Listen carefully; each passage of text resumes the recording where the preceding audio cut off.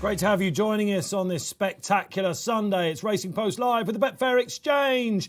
What a Sunday we've got. If you've ever seen a better Sunday of racing, let us know. Hashtag RP Live. Get your social comments in. We'll drive the ship for you all the way. Myself, Dave Orton, delighted to be back. The Queen comes back. Enable. Have you ever seen an eclipse like this? Just the 7 runners at 3:35. But what a sizzler that's going to be. Wow. Let us know exactly where you're going. Are you Enable's biggest fan? We know that people like to dress up. They decorate their rooms. We've got Ghaiyyath in the mix as well, to name just one massive rival for her. Before that, we're going to pop up to Haydock for a couple of races, and we've got the Coral Charge coming to you at 1:50. That'll be our first race, the burn-up over 5 furlongs. Joining me on the panel today, Ross Brieley back in the studio. Dave, how you doing? A columnist, punter, comedian. That's it, yeah. It does change the order, doesn't it? Yeah, it depends. Unlike your hair, which continues to grow in lockdown. Well, it's lovely, isn't it? I'm hoping that it gets long enough I can slick it back kind of soprano style. Paulie Walnut's going a bit grey around the temples. But you're wearing it well. You're wearing it well. I'm not it's so a bit sure, like but Lego thank you. hair, but you're wearing it well. It is, yeah. I am a Playmobil man right now. Talking of Lego hair, Neil Hubbard back with us in the studio. Neil is as well. Of course, Ross would have been with us. You'd have seen during Royal Ascot. And we had Neil on Skype, but such is the way of the world now. We're delighted. There's a meter between us, just about, isn't there? Well, certainly it's between me and Ross. I don't fancy your chances much. But Neil Hubbard back from Betfair, our sponsors. Neil, trading yesterday could have gone a little bit better for you, but you asked me not to dwell on it. Shall we dwell? I asked you not to mention it, I think. You as did, well as actually. dwelling, I said we've got to mention it. So well done for getting that out of the way in the first couple of minutes. Neil, great to have you back. Yeah, good to be here. Thank you. You stayed overnight in London. How was that? I did. It was all just good, caught the actually. restaurant before it ended? Just caught the restaurant before it ended. It was all good. Temperature taken on check-in and all of that. Is that right? Passed with flying colours, all of that. So, yeah, all good. I was about the only one in the hotel, but all fine. Yes, and shall we just have a little talk about the derby yesterday, chaps? Such a lot was said of it, wasn't it? Serpentine. Come on, we've been talking off air like everyone else has. Was it the jockeys being ridden to sleep, or where do you sit with this? Do you think there's a bit too much jockey bashing going on, or do you think they actually did have a Horlicks? Clearly what was on their mind a little bit was, the Oaks a little bit early. They're thinking, well, there's a pace collapse there. They're probably going off at a similar clip here. We'll just pick up the pieces as they come through. Unfortunately, the Oaks was set up by 2 horses cutting each other's throats who had very little chance, whereas Serpentine was an unexposed horse bred to win a derby who was given as much rope as he liked. So I can see why the jockeys gave him that much rope. I think it's a bit harsh because I think there's other reasons. I mean, bearing in mind, Mogul and English King were badly drawn. Kameko wasn't necessarily going to stay. These are the market leaders, of course, that flopped. So actually, the top of the market, there were reasons for them getting defeated regardless of the way the race unfolded. So again, I think it was a bit harsh. I thought it was a cracking ride on a horse who was obviously in fantastic form after that Curragh win, and it was a very confident ride as well. He had a horse who knew he was going to stay, who was fit, well, and did exactly the same thing literally a week earlier. So why not be positive? Why not praise the winning ride instead of criticising the losing rides? Yes, Emmett McNamara, the lucky man aboard. And Emmett, in his interview that I saw straight afterwards when we left the show yesterday, said when a horse is striding like he is, it's going to take a good one to get past him. And he had a feeling with Emmett McNamara. This is not, them talking about the commercial, because the commercial value of a Derby winner is through the roof, and that's why Team Ballydoyle target it so much. However, Neil, you got the feeling from Emmett that he actually admitted that going into this, he didn't think he'd be coming off, top of the podium. However, Aidan O'Brien called him just beforehand and said, look, this could genuinely win a derby. And you got the feeling that he wasn't really playing that up. He was quite honest about it, I think. Yeah, with his whole battalion of runners, they're all pretty much bred to win the derby, bar probably Vatican City yesterday, although his pedigree is excellent in other ways. But he'd come off of a maiden win where the same tactics were employed, and he'd done exactly the same thing. It's not like he was well beaten in a trial or anything like that where he'd showed a bit more of his hand. He was totally unexposed, and he could, whenever we see a result like that, we just naturally assumed it's a bit of a fluke. He's not that good. He could be really good. Of course, being from Team Ballydoyle, he is bred to be winning. It's Dan was second in it. But having said that, let's not sugarcoat it. In the studio, never have we had a reaction like this, to a classic. That's for sure. Never won a big race. You're one of the annoying people that probably got him in running, aren't you? Yeah, but only after I thought as they came around the final bend, I was like, they're not getting anywhere near this. This has gone. Yeah, I mean we're talking 6 to 4, 2 to 1, not not double figures. It was more like, oh God, they've missed this. And they weren't really coming back in a lot of races at Epsom. No. We saw it in the first race around the bend in the handicap when Sky Defender won. The first two were up there in the Oaks. It was really nothing, only the winner Love. Summer Romance. Summer Romance, Bossed It, and Cloak of Spirits that was second as well. So, yes, indeed. And the 1, 2, 3 in the Derby stayed that order throughout. So, look, whatever you made of it, let us know. Do you think the jockeys had an absolute shocker? Or are you like Neil? This could be a potential superstar. We'll soon find out. You've been doing a sort of Aidan O'Brien impression, haven't you? I said you're going to have to do this or whatever. Now you can judge Ross's Aidan O'Brien. I'm gonna throw it in when you least expect it today.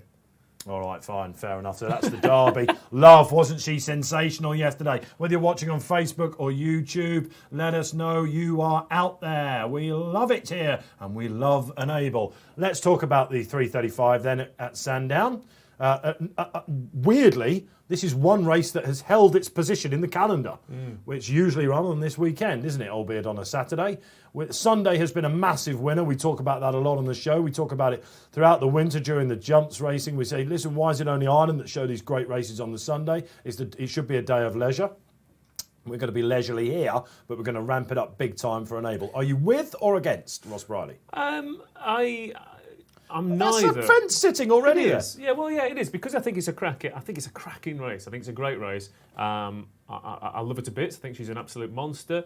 But the second favourite's also a monster of a very different kind, and I'm fascinated by that matchup. Ghaiyyath, you're talking about? Yeah, But this is another thing to mention about the Derby yesterday. I think people have strange reactions to front runners because if a horse comes from last to first, they're like, wow, what an incredible performance. If a horse gets the fractions right in front and dominates, it doesn't kind of raise that, apart from Franklin in the Guineas, where you thought, this is insane, he can't possibly keep this up.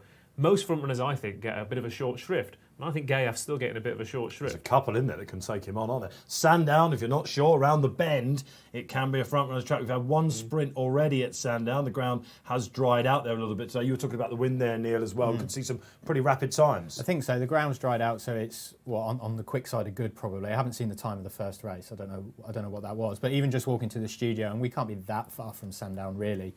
It's quite blustery out there. It's a windy Sunday, isn't it? I'm going to try and work out if I can find out, because whether it's a head or a tailwind obviously makes a big difference as well to what happens. So Rob Lee in the studio was just trying to tell me a time there. We will find out the time for the first, because we know you're going to be punting with us all the way. That's what we do. We have a great old crack here. We gamble responsibly, but we are playing in each race. We'll be giving you all our big tips as we go along. You'll be listening to Paul Keeley and what he thinks a little bit later on about the Eclipse as well. We'll be giving you stat packs throughout the day, real-time analysis, and it is interactive.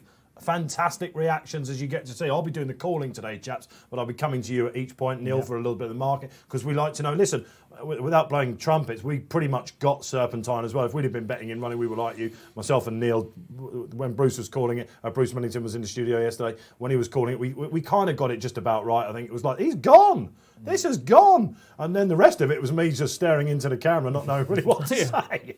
Like a lot of punters out there, I think, and a couple of jockeys probably as well. But again, I mean, what Neil says about that it's immediate hindsight. Everyone has an opinion immediately afterwards.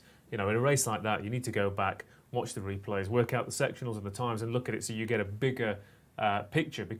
And then, like you said, it could be 2 or 3 races time. Serpentine's won 3 Group 1s on the bounce or something, and you're going, maybe it was just a fantastic horse and a fantastic ride. Well, we're going to see some fantastic horses today, and as I mentioned, up at Haydock as well. Lancaster Oaks up there being one of the prime races, but we've also got the old Newton Cup as well, just the 16 runners in a barnstorming handicap for you.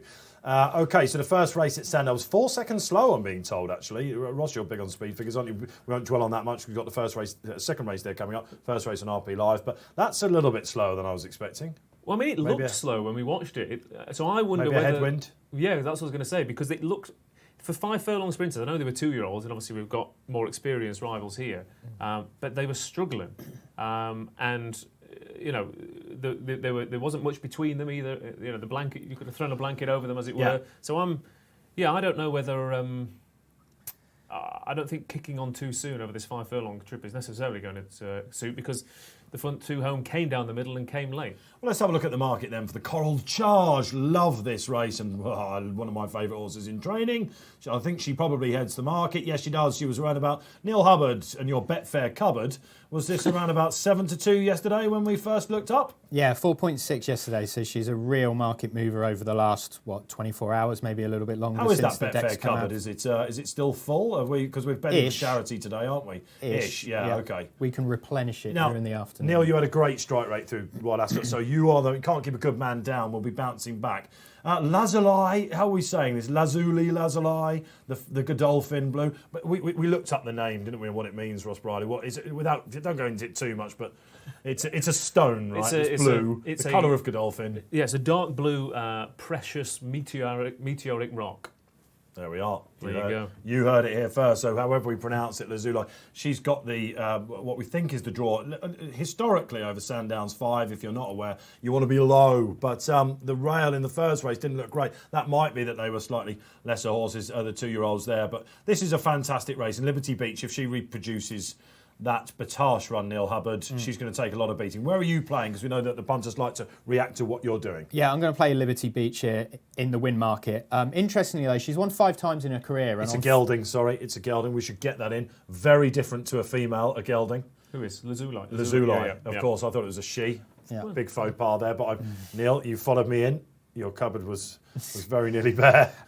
So yeah, Liberty Beach, just interesting though, like she's won 5 times in her career, big fan of her. On 4 of those occasions, she actually traded bigger in running than what her SP was. So given the way this race is likely going to set up with Caspian Prince and Lazuli taking them along at a good clip, there's every chance that she'll probably just trade a little bit bigger in running. So that's what we'll look to play here. Let's get it on. So she's 2.66 at the minute, so that's around 7-4. So what I'm going to do is I'm going to place a back bet, so that's the blue box there, and I'm just going to take these odds up to 2-1. So in decimal odds, that's 3.0, so that's 3, and we'll have £50 on her at 2-1.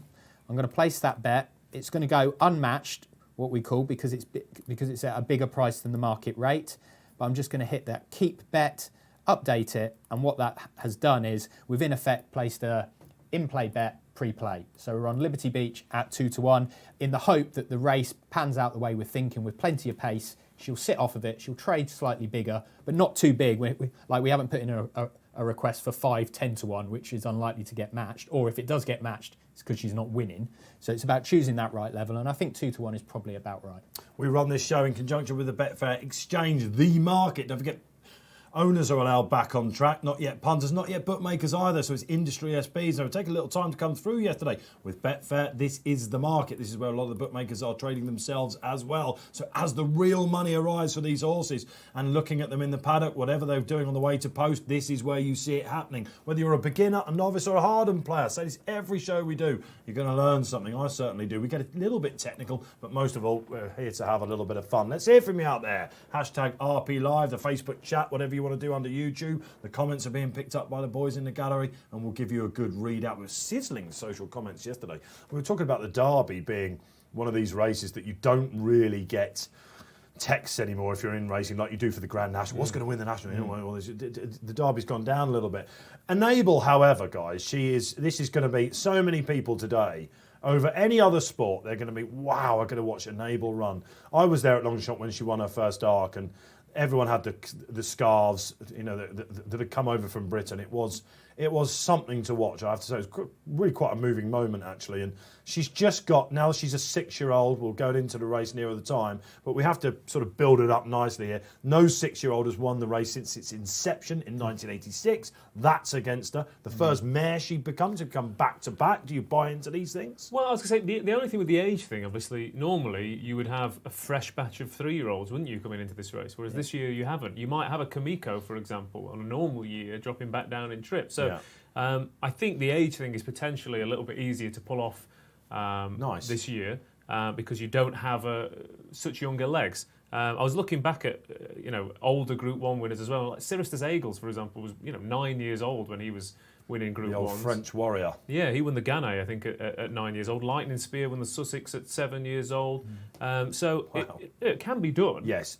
First time out is an interesting angle, though, of course, and she's against hardened rivals, isn't she? Bar Deirdre, the Japanese. What's interesting there when we talk about like the Derby versus the Grand National and that sort of appeal amongst, say, casual or non-racing goers.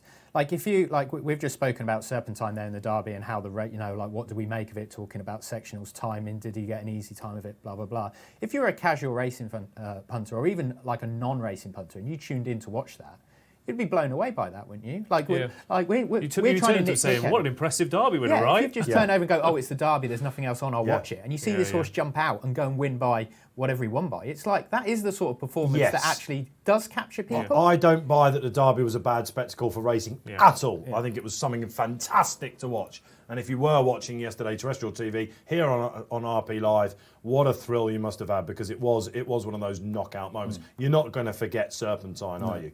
If you waded in or not. Okay, let's get back to this Coral Charge to 150. Ross Brieley, Neil Hubbard is wading in with the favourite. I am. She's, like I said, she's one of my favourites. Where are you playing? I love her. I think she's great. Yeah, I think she's fantastic.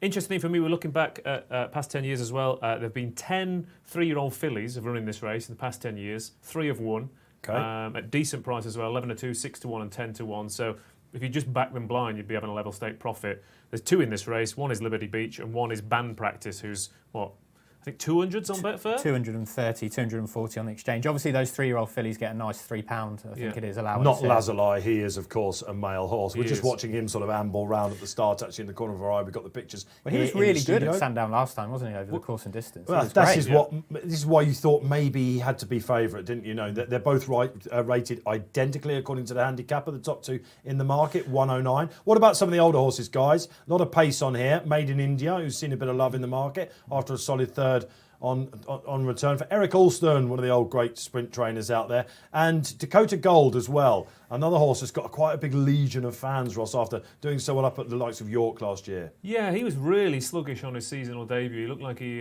needed it. I wonder, he tends to burst into life at the back end of the season. I wonder they'd be eyeing a crack at Group 2 or Group 1 company at the in soft ground at the back end.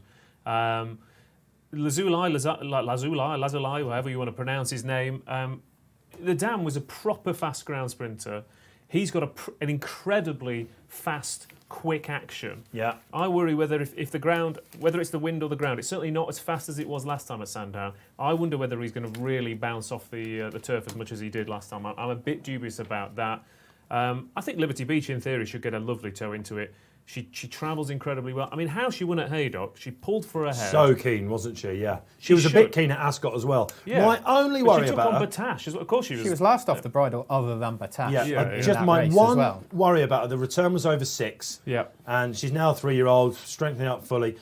Stiff 5, at Ascot, it is a stiff 5, so let's hope that Jason Hart knows her so well, key jockey for her, managed to get a little bit of cover. We're hoping she maybe pounces, inside the final furlong. You're hoping, like I said, you're hoping that your front runners, your Caspian Princes, your Made in Indias, Lazuli was very prominent last time out. She's drawn in 6. If she can sit on the outside, on the heels, I think she's won over course and distance. She's got everything in her favour to go. Everything in her favour. Neil Hubbard, a final market move as the runners go into the stalls. Yeah, the first race here. Very strong, 2.68, 2.6 sort of 13-8 sort of price. Lazuli, very solid, 5-2, and it's generally shaping up as a bit of a 2-horse race in terms of the market. But Liberty Beach really strong at the head of the market. Thank you, Neil. OK, so they're pretty much all in then. First race on this spectacular Sunday. I'm going to call them home with the 150. It's fast and furious. And off they go. Tinto misses the break for Amanda Perrett from stall 4. Who's going to take it up then? Lazuli up there. Caspian Prince, as we expect. The 11-year-old taking it up. Where's Liberty Beach, Ross? Right in the middle pack. Has that affected the market?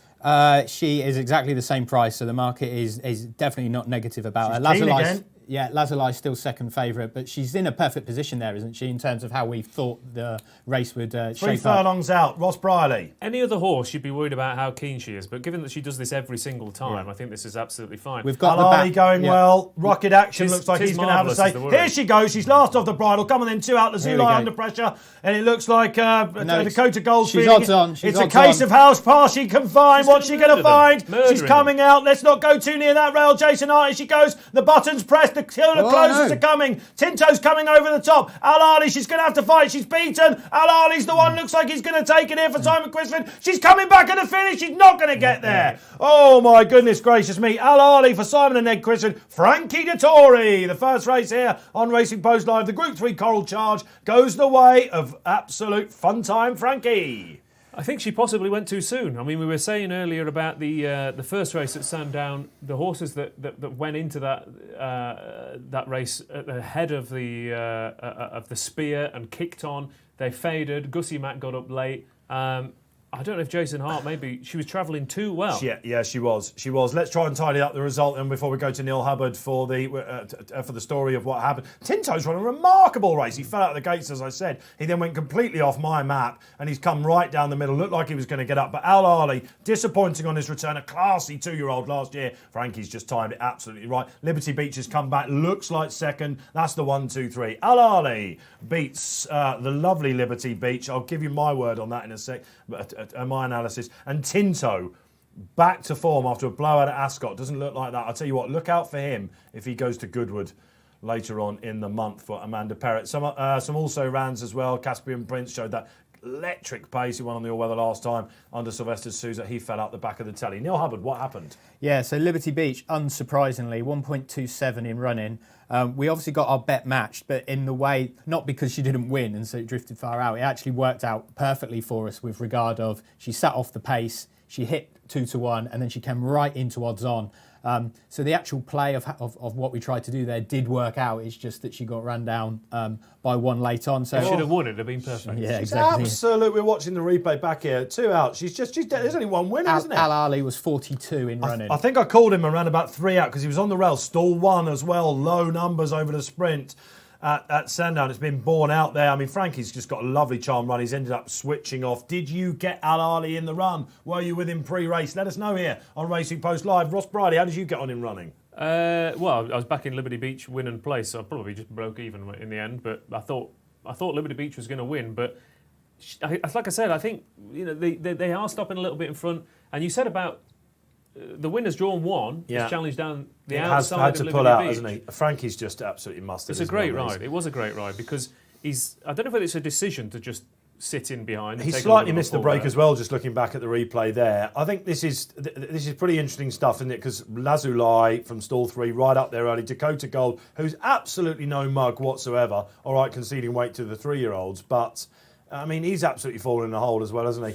In the middle of the pack, not really much got into it. Rocket Action, Robert Kell, that's a step in the right direction if you're on the grey there. But my problem with Liberty Beach now, for her, is that I think she's slightly caught between 6 and 5. And the way she's coming back there, I mean, if she'd only just dropped that head a little bit, they must be like, if we could just get it. You don't want to take that electricity out of her, but if you'd only just drop the head, because it's not smooth. She doesn't stride, if you like. She has to then all of a sudden she pressed the button. I think the wind is there. It's quite evident what we're watching on the replays here.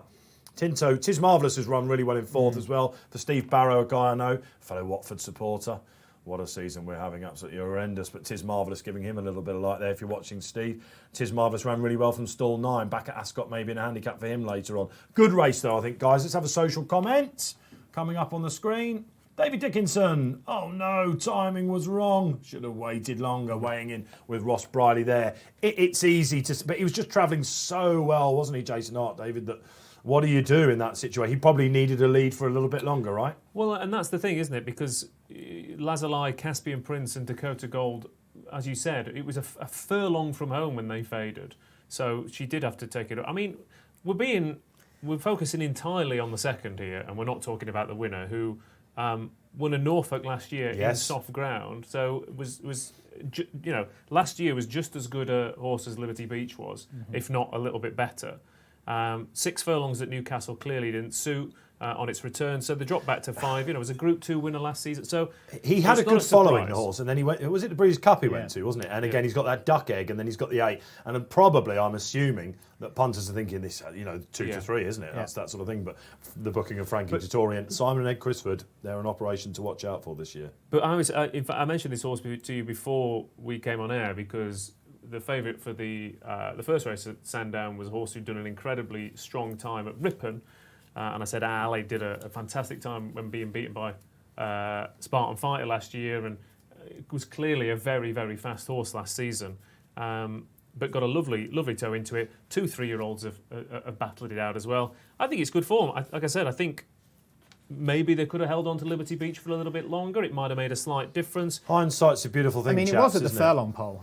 He held on to her until a furlong to go. I thought we had it. So listen, pretty much called it. The team went for Liberty Beach, but we're marooned at the moment with our punting. Lots to come. Fast and Furious for you today because we're doing all the terrestrial television races, so you can watch alongside whether you're watching 3 screens, 4 screens, or just the 2, whatever it is, even on your phone. Maybe you're out in a pub watching us. Happy days this weekend, isn't it? Chaps, we're back, aren't we? The country is pretty much back.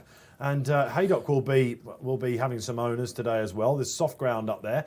Not so much raining on the parade, but we're going to go up there for what is always a really, really good card. You got any strong fancies up at Haydock? I've had a little Andrew Balding each way double on punctuation and ranch hand. I saw you had put ranch hand up because I have as well. Yeah, nice. Paul Keeley's really keen on that in the Racing Posted Only Members Club. If you're watching, big eye catcher at Royal Ascot, huge run. I thought these conditions should be ideal. Yes, ideal. Let's talk about our first race up then, the 205, the Bet365 handicap, mile 6.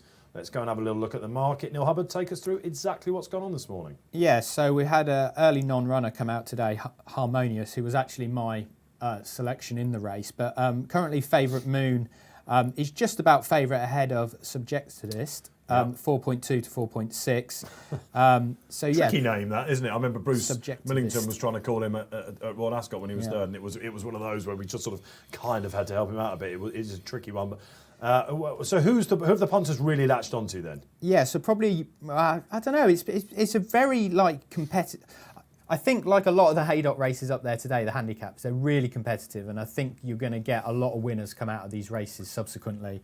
And the market is sort of suggesting that in terms of 4.2, 4.7, 6, 6.6. The top 4 in the market, there's not a great deal between them that suggests it is, if you do have a strong opinion in this, you will, likely get a price on whatever you fancy here.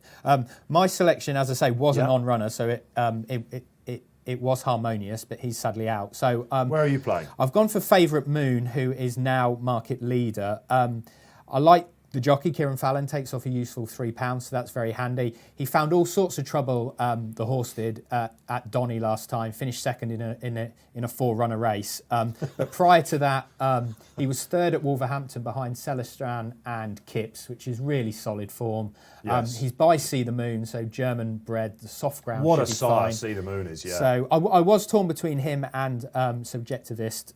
I've just come down on the side of Favourite Moon. I don't think there's necessarily a lot between them, but the top weight does have to concede an awful lot of weight here to the rest. He does. That doesn't bother me. I've waded in with Subjectivist. Yeah. And I find if I nearly had a nap today, this would nearly be it. Really? Okay. I thought he was one of the eye catchers of the meeting at Royal Ascot. He looked beat for a long way in that staying handicap and was coming back. He went wide as well. He did. And Richard Kingscote, I think if he can adopt, he's Mr. Haydock, isn't he? There's been no better rider around Haydock, certainly in my time. I was torn between, as I say, I put forward Harmonious, and then I emailed in when we have to put forward our selections. I put forward Subjectivist, and then I changed my mind and went for Favourite Moon. So I am really torn between these top two. Yeah. So I'm really torn between. I think this distance, Subjectivist will eat it, and I don't think the ground is fine. You've gone for a bit of a left field angle here. I think we can say that, but Punctuation, who is a whopper. I've said that on shows. I think he's run on all the shows we've done so far this year. Guineas,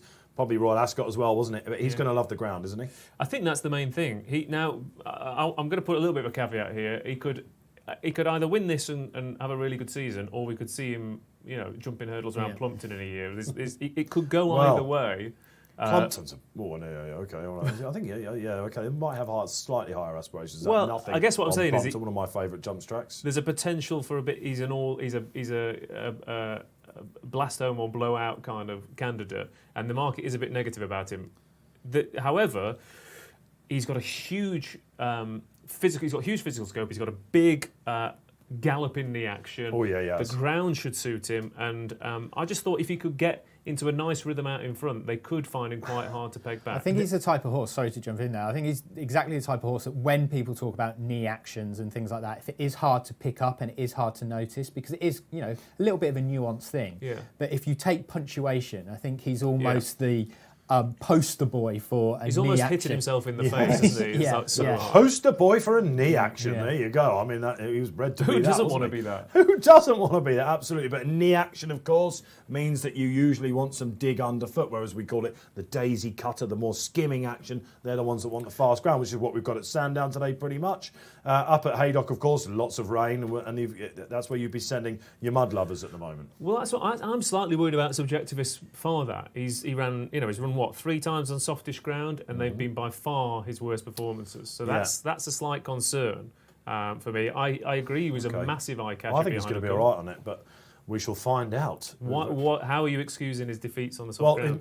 It's mainly because I don't think that he was at all a 2-year-old, really. Okay. And I think he actually did really well as a 2-year-old. And if you remember, you don't think it was the ground that was getting I don't big? think it really is. And again, you can start to label these horses. I watched him again at Royal Ascot when it wasn't fast. It wasn't fast there at Royal Ascot, and while he may have something to prove on knee-hock ground, if you like, hot deep, I think the favourite Moon will be absolutely fine. To see the Moon that the German Derby winner, what a sire he's turning out to be. I love his progeny. However, I just think this is the ideal race for him. Punctuation I can certainly see on the ground, and when he won at Kempton under Sylvester de Souza, I'm not totally sure how that form's worked out. I haven't really seen it, but he looked like a horse that could make his day. I think I put him in 100 to follow. The punctuation, I don't think the form is necessarily good. I think the horse that was 4th was at 8th in the county hurdle at Cheltenham, I think, of punctuation from when he ran at Kempton. In terms of a form angle. Ross Brieley. Oh, of course he was. Yeah, beat the judge. Yeah, he was. Yeah. I was trying to think. Hang on a minute. A 3-year-old in the county hurdle. Right. Yes, you're right. He was a big eye catch that day, Gary Moore's horse, wasn't he? However, you looked at Neil like he'd had an absolute shocker there. I was like, are we talking about a different horse? Shall I throw him under the bus or not? But you're quite right. But look. But I agree. The Kempton form hasn't worked out. However, he was very keen at Royal Ascot, wasn't he? As well, I think. I seem to remember. That was in the Queen's Files behind Santiago, the Irish Derby winner. This is a lot easier target. So it's maybe a bit surprising he's not. This is a huge move for the favourite here. Favourite Moon is into 2-1. Right. Now, okay. So get the market up on screen, guys, and have a look at that. Market's on the bottom, I'm being told. Of course, they're quite right to tell us that. The Kempton form is poor. The Newmarket form, however, Vulcan Stars won a listed race. That wasn't his ground at all, was it? He looked all at sea that day. Alarcy's bolted up by God knows how long. And Rich Griffith's fancy for the French Derby today, exactly. So it's the winner. They're listed and group horses. Mm-hmm. Yeah. Okay. So we could be looking at okay. So but he could go either way. I mean, if he finishes, I'd be surprised. If he finishes 3rd or 4th, I'd be more surprised. If he wins or finishes last, that's what I'm half expecting from him. So okay, all right. So we have a fascinating 3-year-old staying handicap here. We were talking a little bit yesterday, actually, with Bruce Millington. We were talking about pedigrees, and I said one of my angles at the start of the season, usually in a normal flat season in March or maybe even on the all-weather, as they go into the gates, is you look for the pedigrees, and 9 out of 10 horses probably aren't going to stay, actually. So you can often find a really good angle there, punting-wise. Okay, Neil Hubbard, last moment on the market. Is this favourite continuing to hard up? Yeah. Just shy of 2-1 now, 2.96. Objectivist is the one that's slightly on the drift out to 5.4, but all of the money in this is for Favourite Moon. Yeah, when you see a Haggis horse like this hardening up, it does if you're not on it. See, the Prescott horse is a bit of a drifter in here. Cedar Cage, first time cheap pieces, haven't mentioned him, have we? To Nathaniel as well, another horse for Gosling. He would be the classic sort of Prescott horse that we talk about stepping up in trip. Last one goes in there, the Duke of Condicott as well, another one we haven't mentioned, course winner. He is coming in for a little bit of money, I can see as well. They're all in there. Good luck for our first race of the day here at our Racing Post Live. The 205, the Bet365 staying handicap.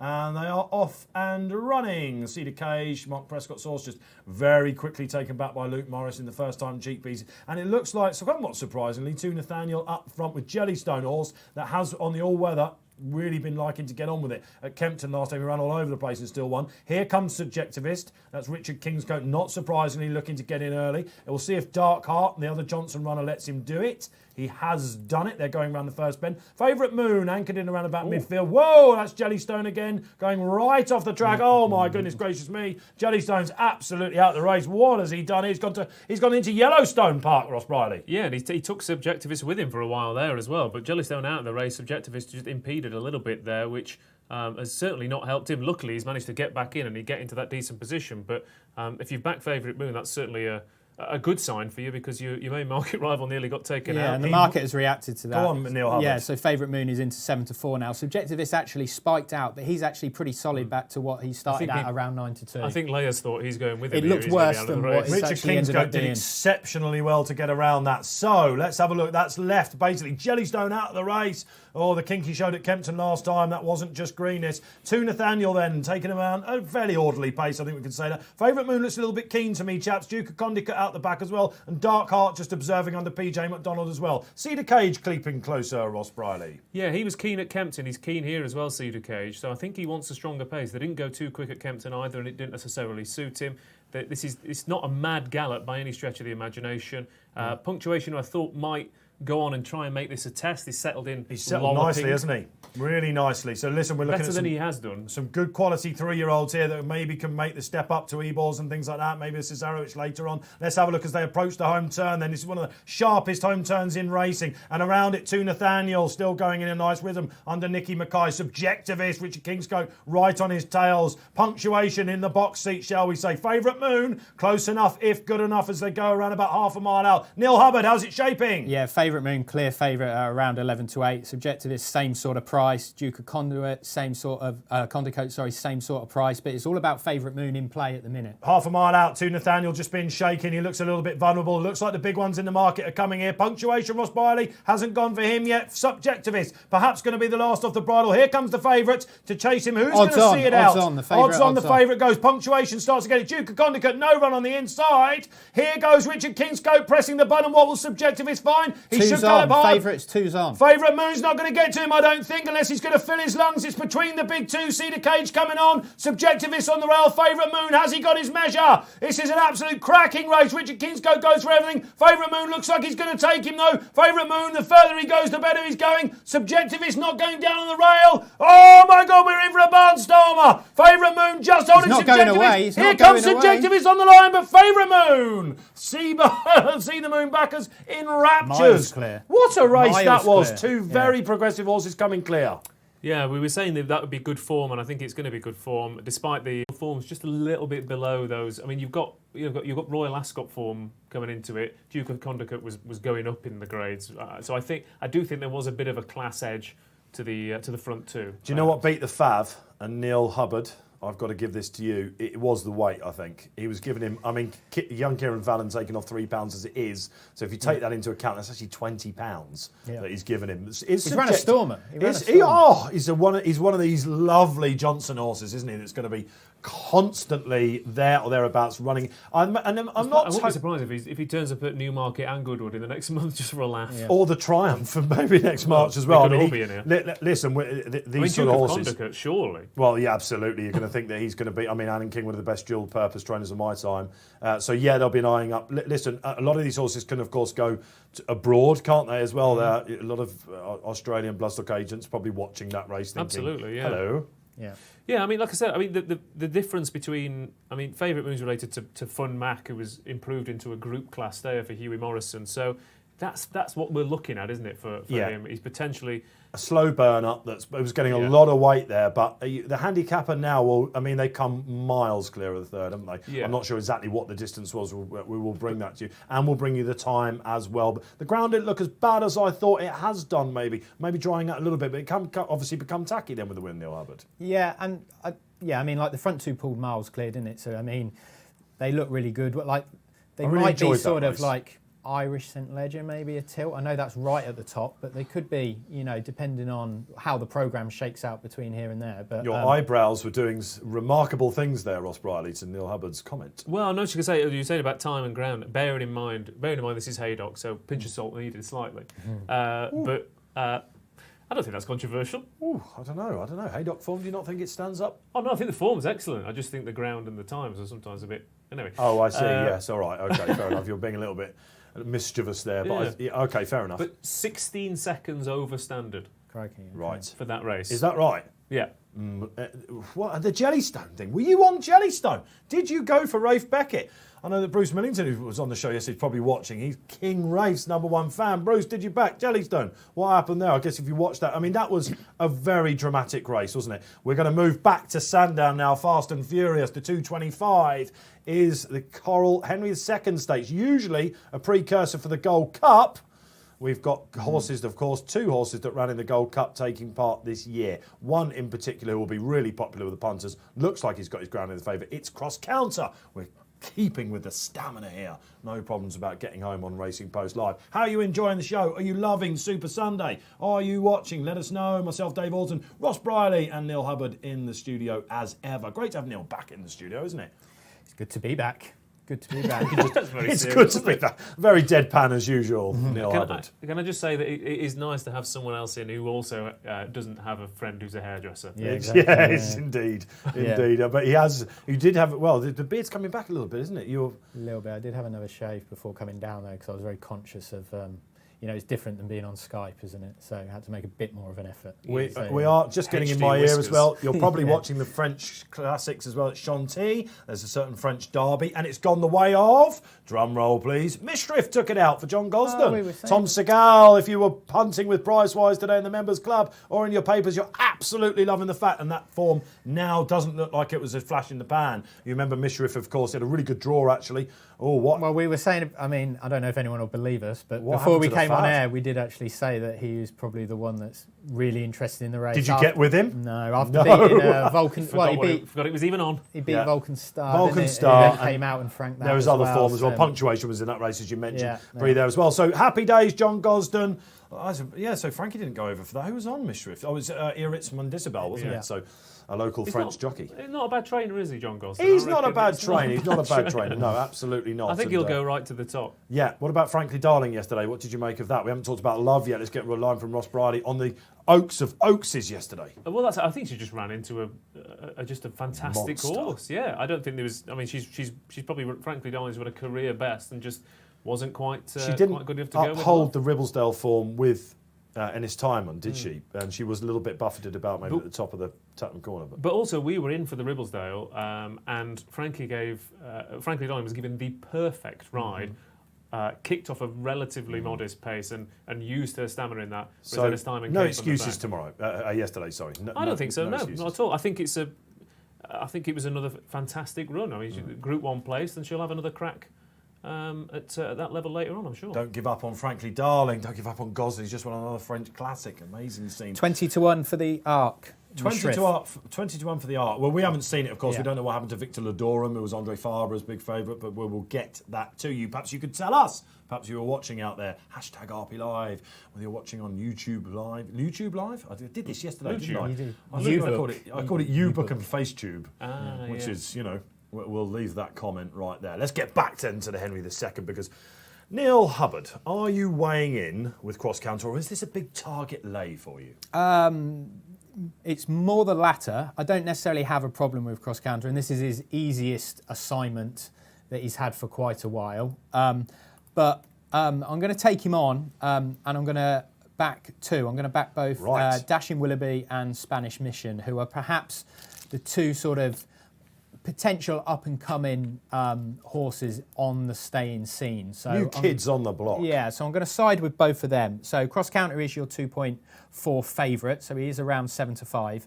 But I'm going to back both Dashing Willoughby and Spanish Mission. So we're going to Dutch them. So I'm going to select both Dashing Willoughby and Spanish Mission, add them both to the bet slip. I'm going to go up here to where it says stake.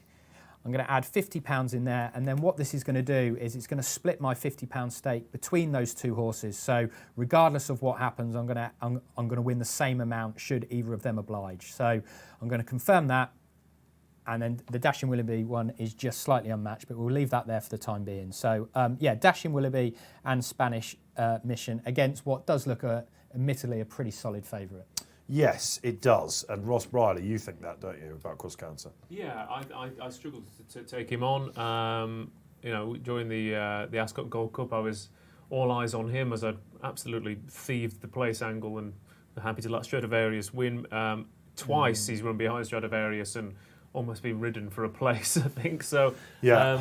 But this is his grade, this is his level, and I think the good thing for him today is that in theory he should get a nice pace to aim at. There's no excuses really for him today. It wouldn't appear. He's run well here in the past where he didn't quite have the pace for 10 furlongs. Yes, he has. He was a big eye catch that day and was nearly made favourite for the handicap, the 3-year-old handicap Royal Ascot, wasn't he? Was somehow he managed to get beaten in it.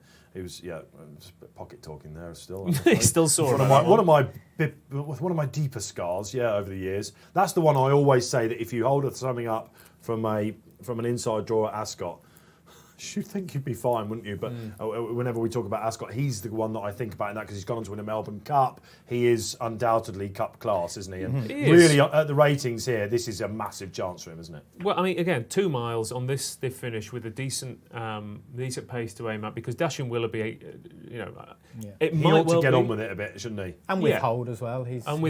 And Summer Moon as well, doesn't mess around. So great shout. You've got a 5-runner race with 3 horses who like to be prominent. Yeah. I like Spanish Mission.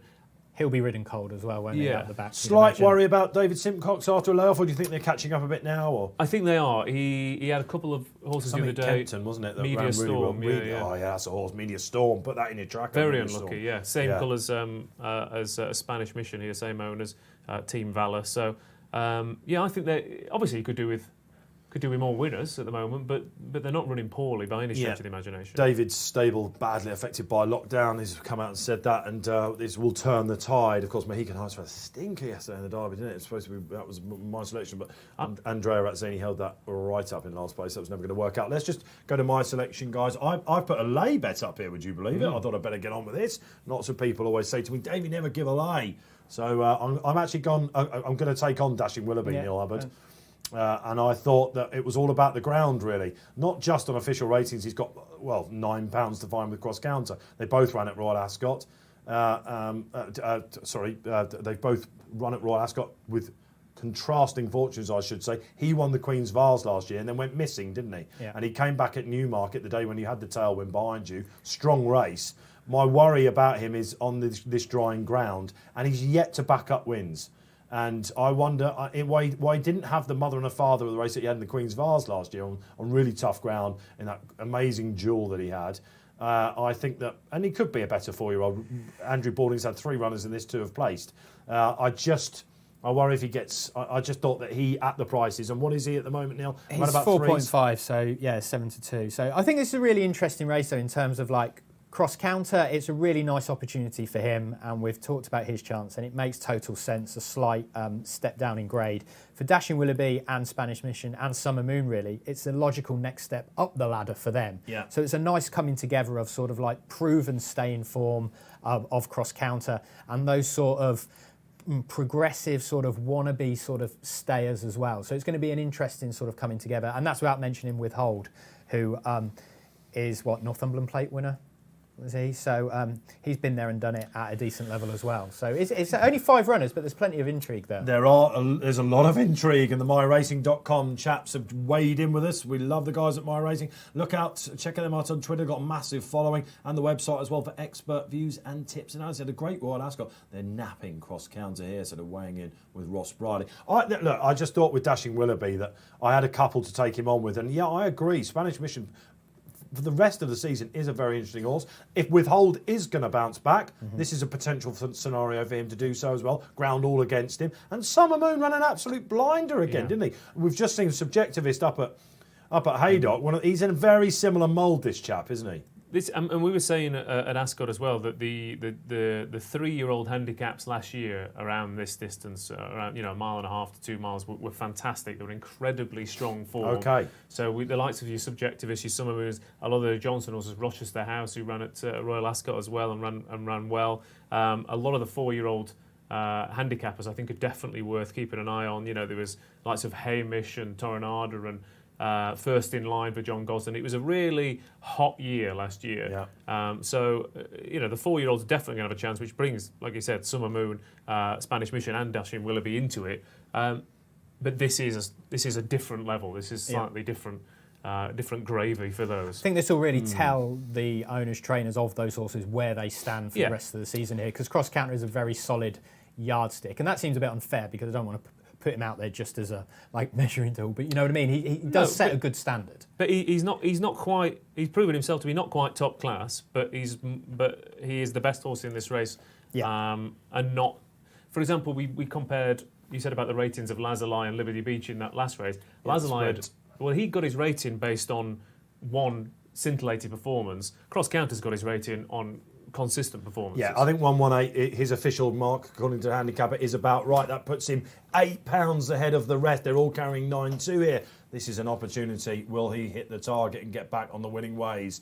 William Buick knows him so well. They're going in. Dasherby Willoughby goes into stall 1. Oisin Murphy's going to have loads of options from there, isn't he? Will he go on? Will Withhold or Summer Moon take him on? This is exciting stuff. It's Group 3 action. We're warming up to the Eclipse.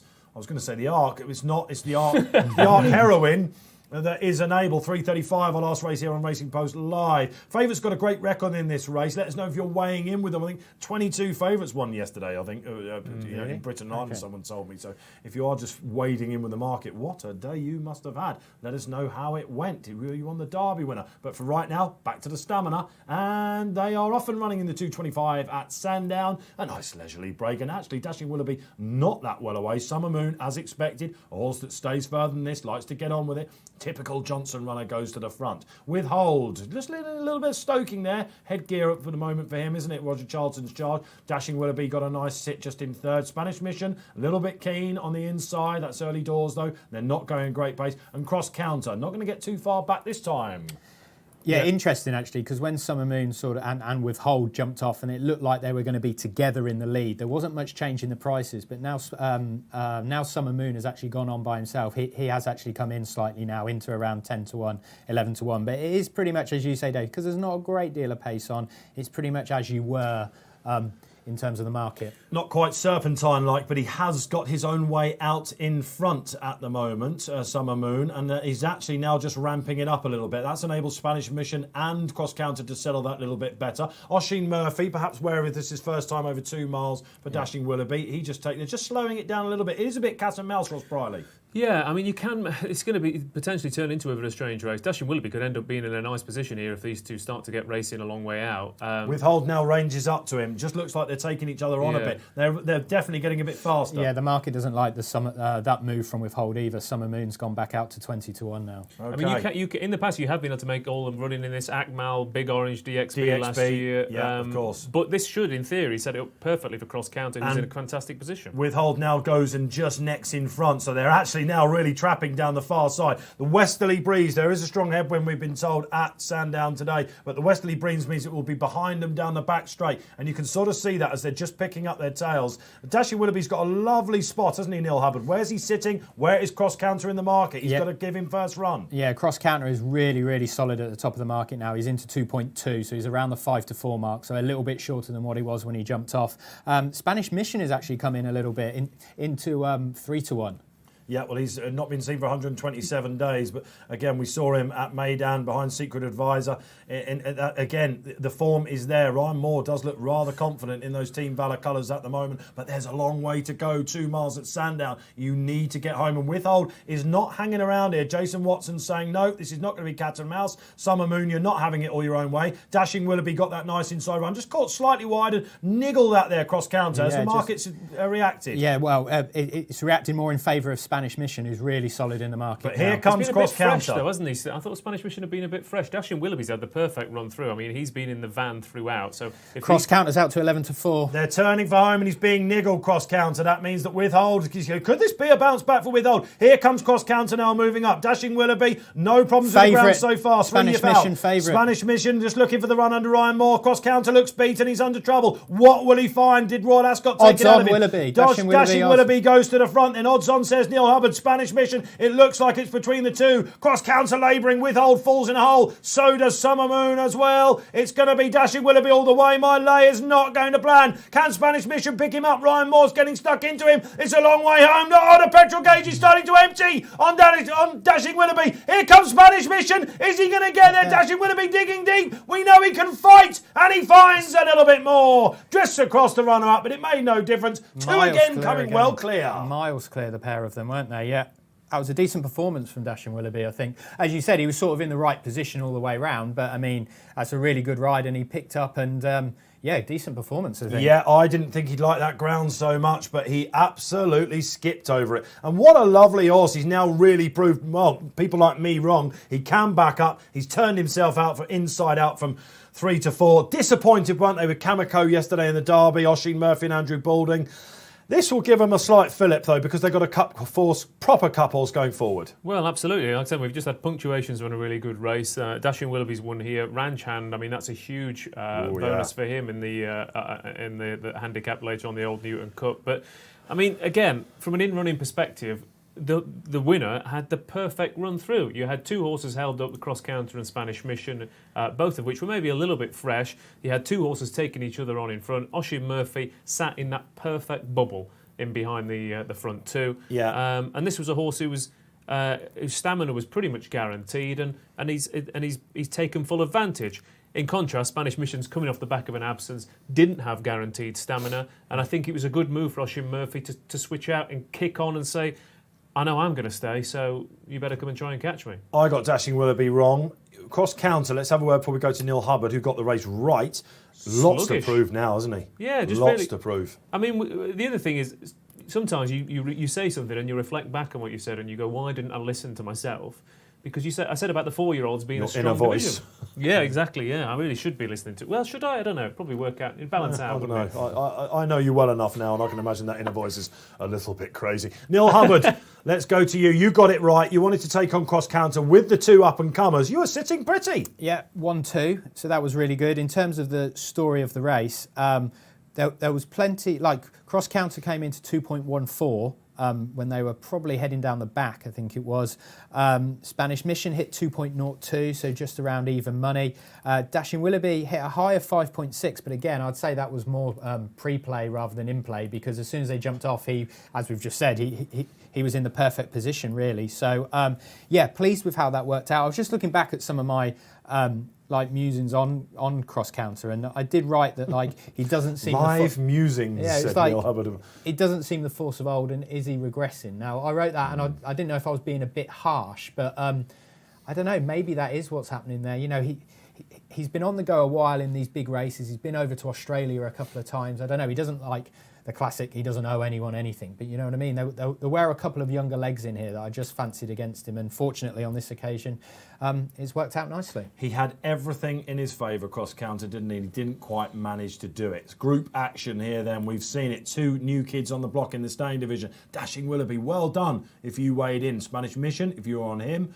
Lots of fun Dave Simcott's going to have with him. I think if you look back at that win over Nayef Road last year, and we know finished second to Stradivarius in the Gold Cup, we've got another serious horse for the Cup division as well. We're having fun here, guys, aren't we? This is fast and furious. We're going up to Haydock next. So, like I said, I was saying to Dan off air that the way that the season has been this year means that, you know, this weekend, and I think the next 4 weekends are insane in terms of quality of racing. We are catching up now. We're back to 48-hour decks, but this is superb stuff, isn't it? We've got York coming back next week, of course, at the Musidor and Dande, the July Festival. I know. Cannot wait for that. Goodwood and Galway will be doing that here on RP Live. There's Ascots randomly popping up as well before you even know it.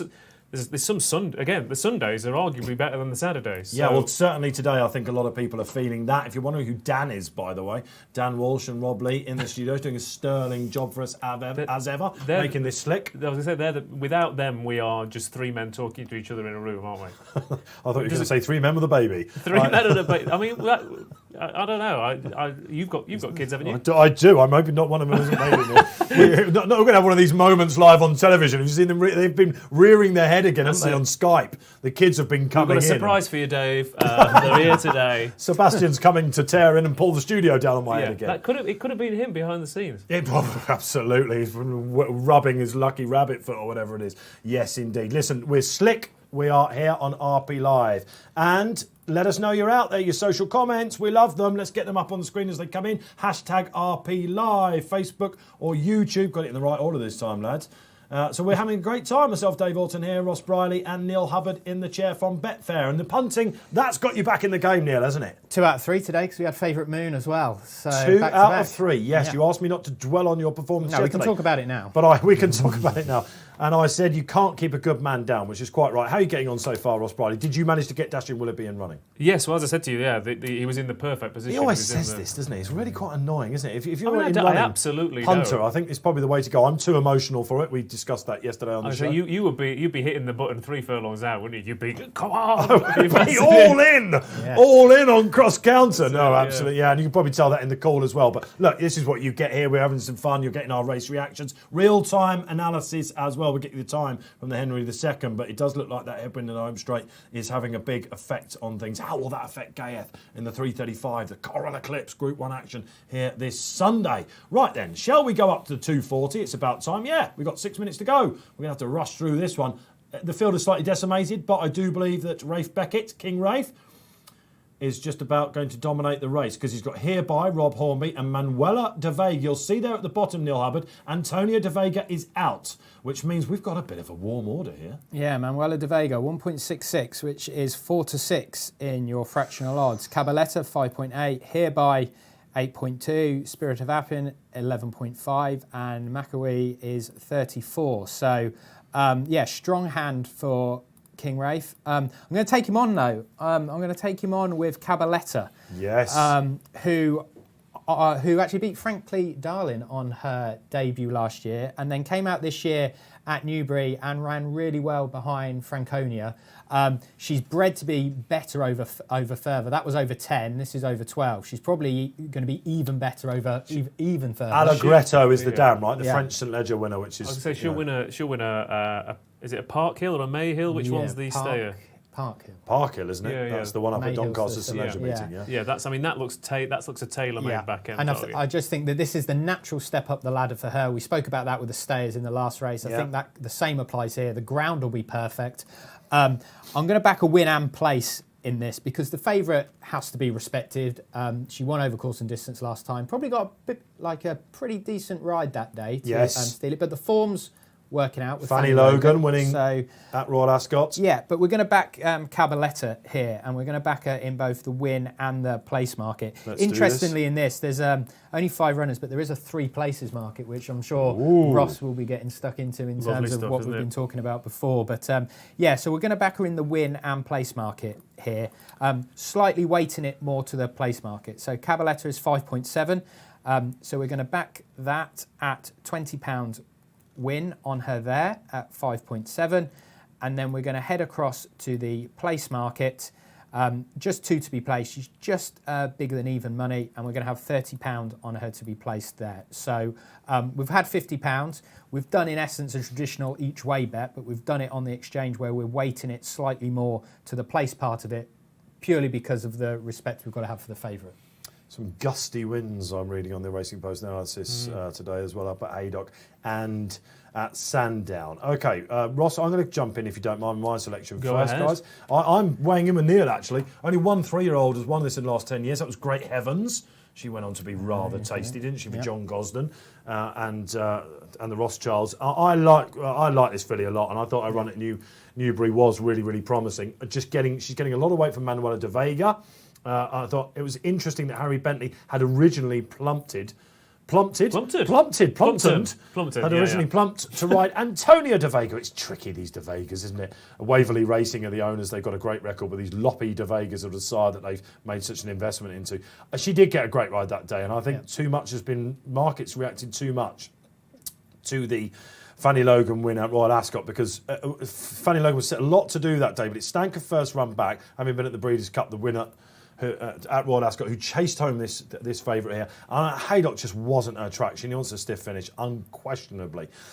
Will she get her own way up front? That's the question. Spirit of Appin might take the favourite on, I thought. Maybe McAwee, the outsider. That's been known to be up there as well. Rafe Beckett's also got Hereby in the race. But I thought Cabaletta, not just a Frankly Darling form, I thought that Franconia filly of Gosden's that she bumped into last time, she could be yet another one off the production line, couldn't she? So, at Manton. So, I don't know. I think that Cabaletta, certainly at round about 9-2, I'm going to have a little bit on. I mean, I think she's definitely a horse to follow. Her dam won this race as a 3-year-old back in 2006, and she was rated 84 when she came into this. So you're looking at ratings, you're thinking Cabaletta 95, she's got a bit to find, but the family has done it. The family go through the gears. And it's Rog, isn't it? Roger Varian, he's just so good with these horses. You see them, we were talking a little bit about Black Type yesterday on the show, weren't we? Yeah. What's this obsession with Black Type? But, this is a horse to Cheveley Park, massive breeding operation, one of the greatest breeding operations of my time. And I think she's capable of making the step up. And I think she'll love this softer ground as well. So are you playing that way?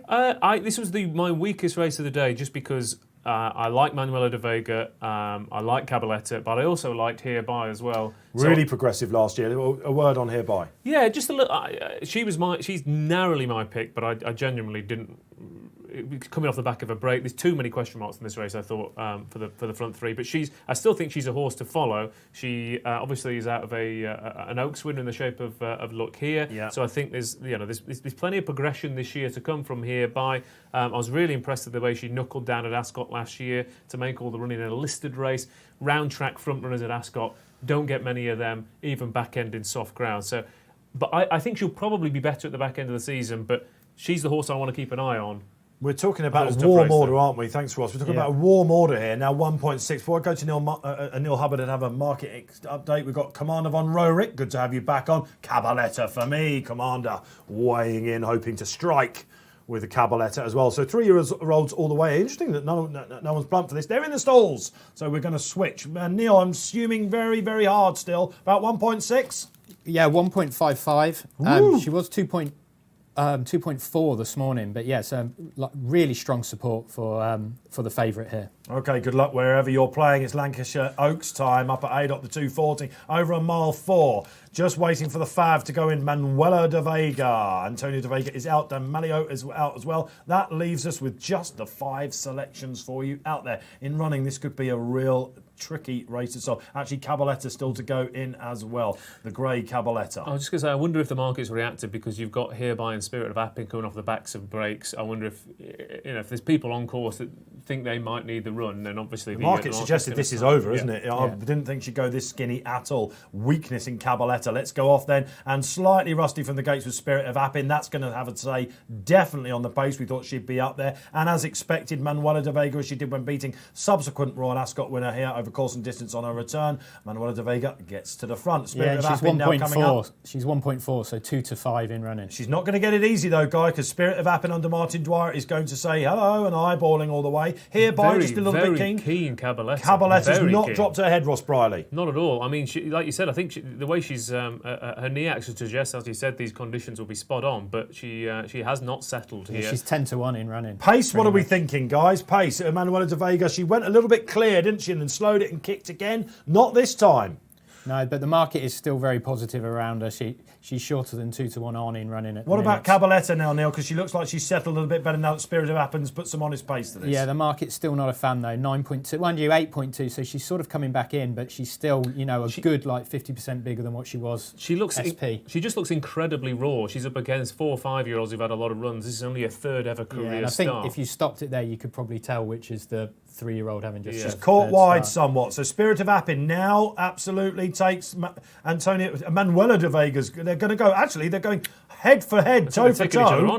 This is going to surely suit Hereby, isn't it? Beckett's other runner, I think, just sitting off them in 4th. Yeah, Cabaletta just being niggled, but listen, she's getting £12 all round. McAwee, it looks like dropping out the back of the telly. Tell me about the market, Neil Hubbard. Yeah, Manuela de Vega drifting out a little bit more now, so slightly bigger than what she was when the race began. Cabaletta right back into where she was, so clear second favourite now. She's just being niggled. I still like Hereby, Ross Brieley.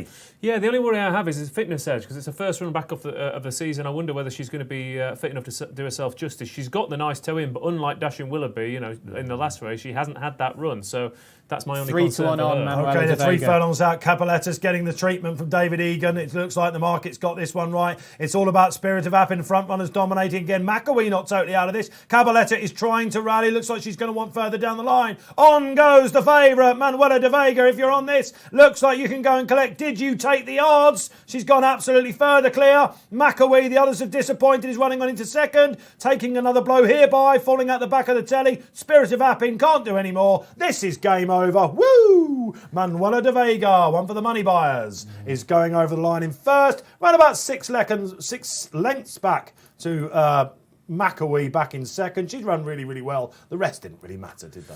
No, absolutely not. I mean, again, we said about the race, pre-race, that maybe people had got to the track and said these horses need to run, and Manuela de Vega was the fitness edge. I mean, Cabaletta, she's faded to finish fourth. Herby's run a lovely reappearance effort, and the fact that McAwee, who traditionally has been running in big fields at York over the last season or two, often travels well, doesn't find as much as you would hope, but the fact that Spirit of Appin has run a strange race, Cabaletta has run a strange race, Hereby hit a big flat spot. She's the one to take out of it, I think, next time out. But it's fantastic placing this, isn't it, by Rafe yeah. Beckett? Because, look, okay, you could say a lot of people thought that she got it wasn't equine larceny, if you like, last time when she beat Fanny Logan. That form now looks a lot better, doesn't it? But she was the now horse that day, wasn't she, very much? And she's just found, well, not soft Group 2, but great placing by Rafe Beckett, really. But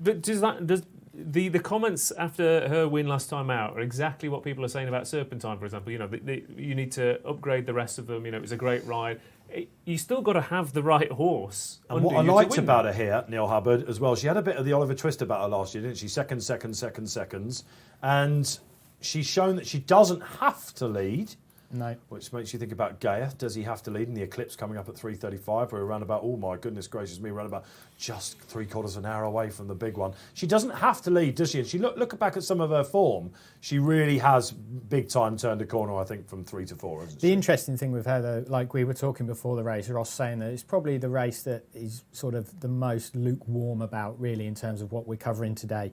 And I think, like a few of us maybe had that same feeling too. But if you looked at the market told you the story here. Yeah. She was 2.4 this morning and she went off 1.52. So that's really, really strong, sustained support all morning and all afternoon. And she won by a margin that you would hope a market move like that would do. So interestingly, guys, she was second. I'm just looking at in the Lily Langtry, another Group 2 last year. That was behind last year's winner of this race, Ember for John Gosden, albeit well beaten. Surely you're looking at going there again now, aren't you? Yeah, that seems like a sort of... she's better. I think she is better on softer ground, so they might, and they probably didn't know as much about her last year when they ran at Goodwood, so they might retain her for an autumn campaign. But I think it can bucket down though at Glorious Goodwood, true. Can't it? And then when it rains there on the downs, it tends to get really, really testing. To be fair, this year as a whole, I mean, quite frankly, anything can happen. So why the hell not? Wonder what makes you say that, Ross Brieley. Yeah, I know. I mean, you're taking a punt there, aren't you? Touch wood that Goodwood actually goes ahead, because is that wood? You're touching like a sort of speaker down there, aren't you? Yeah, I think that's wood. That's your. I wouldn't be convinced. You made that yourself in. While I was waiting for you to come off your train today. Yeah. Absolutely. OK, so look, we've just seen a real hot pot go and win. How are you doing today? I had a really good day yesterday. I'm in danger of staring down the barrel and giving a bit back. But we've got plenty of action to come. We've got to go back to Sandown. We've got another real hot pot, I think, for you, haven't we? In the Coral Challenge, the 3 o'clock mile handicap. This is usually a precursor for the Golden Mile at Glorious Goodwood, one of the biggest draw races, but seriously valuable stuff. Just 18 grand to the winner this time. I say just 18 grand. It's usually worth quite a lot more, isn't it? But we'll take the 18 grand, won't we? Especially this year, as you say. Sure, anything could happen. And what could happen in this race? Are you with Montatham or against? I put up a lay on Montatham the day that I'm having. The horse that ran so well at Royal Ascot. The market's all over this, Neil Hubbard, right?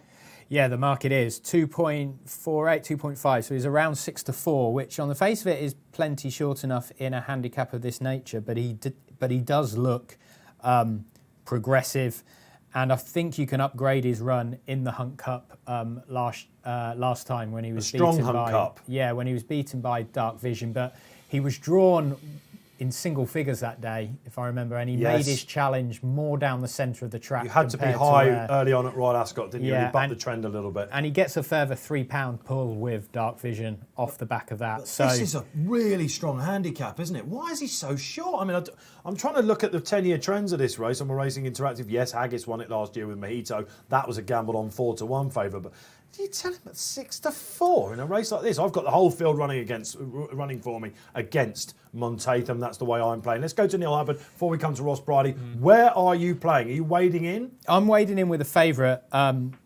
Like when betting opened on this, both him and Dark Vision were joint favourites. So the support for him, a bit like we saw with Manuel de Vega in the last race, has been pretty sustained support here. So for the reasons that I've just outlined there, I'm gonna side with the favourite here. So just a very simple back bet on him at 2.54. So we'll choose the blue box there. It gets added to your bet slip, and we'll have £50 win on him at 2.54. So we'll place that bet, and that bet is on for us. So he's the one that I'm siding with. Okay, so Neil Hubbard going in with the favourite out there. Are you wading in with the favourite as well? Let us know. Hashtag RP Live. Love the social comments. We've been plenty coming in today. Cabaletta for Commander Van Rorik. Didn't run too well, neither for myself or Neil Hubbard. You're 2 from 4 so far today? 2 from 4. 2 from 4.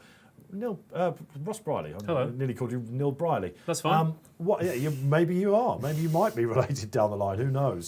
Stranger things have happened this If you year. go far enough back, I'm Stranger sure we are. things have happened this year. Dad? A union of sorts. Let's get a social comment before we go to Ross Brieley. Oh, okay, yeah, fair enough. No, do it. Yeah, go for it. Yeah. Stephen Klein, another regular contributor here. Stephen, great to have you on the show. I'm on via Serendipity, each way Stuart Williams. Yes, love Sandown. Has it got form in this race as well, hasn't it? 3rd and 6th. Let me have a 5th and 6th. 3rd and 6th. Straight in there. 3rd and 6th, I think. Yeah, the last 3rd couple and of years. 6th. Love Holly Sandown, Doyle as well. doesn't it? Holly Yeah. Doyle. Absolutely. So for Stephen out there, good luck, Stephen. Ross. I mean, let's be honest with this. The favourite, he could be an absolute cut above this lot. He ran an insane race at Royal Ascot. Like you said, it was huge down this near side rail.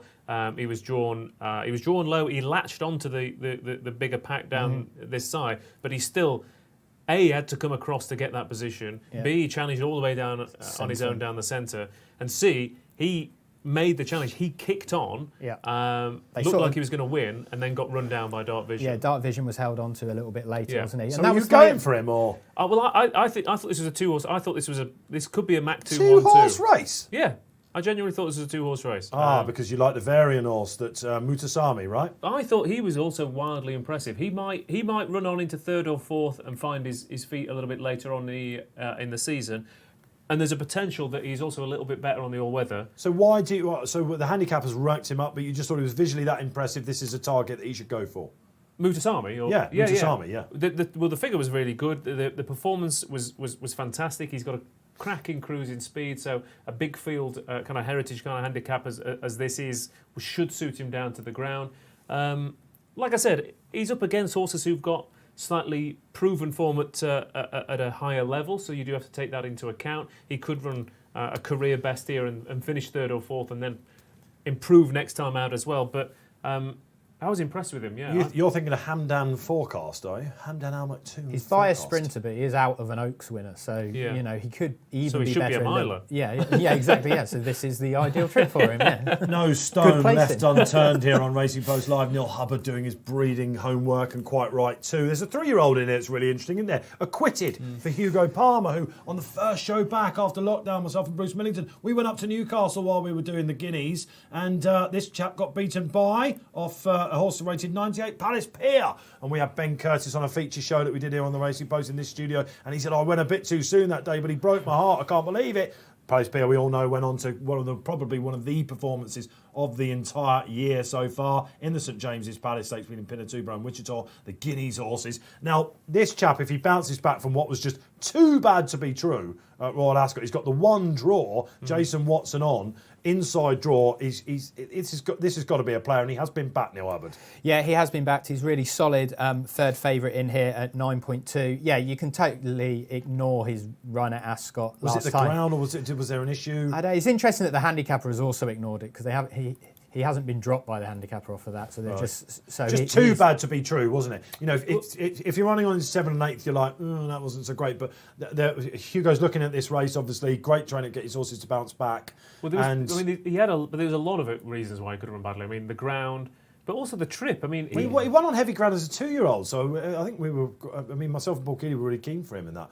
But I think the main thing for him was the trip, because when he got beaten by Palace Pier, I agree, they went too soon. He showed a cracking turn of foot to burst to the front. Yeah, and he sort of fought him off for a while. It was only quite late on when Palace Pier It's whether he's a horse that loves synthetics. I know he has one on heavy ground, but I think his top form is on the synthetics. So this ground here is a bit of a question mark, but I think, 3-year-olds have won 2 3-year-old winners of the last 10 years. It's Tiger du Terre, wasn't it? Yeah. In 2018 for Richard Hannon. We're bidding to have 3 winning favourites as well. We're bidding to have 2 hot pots in succession here on RP Live.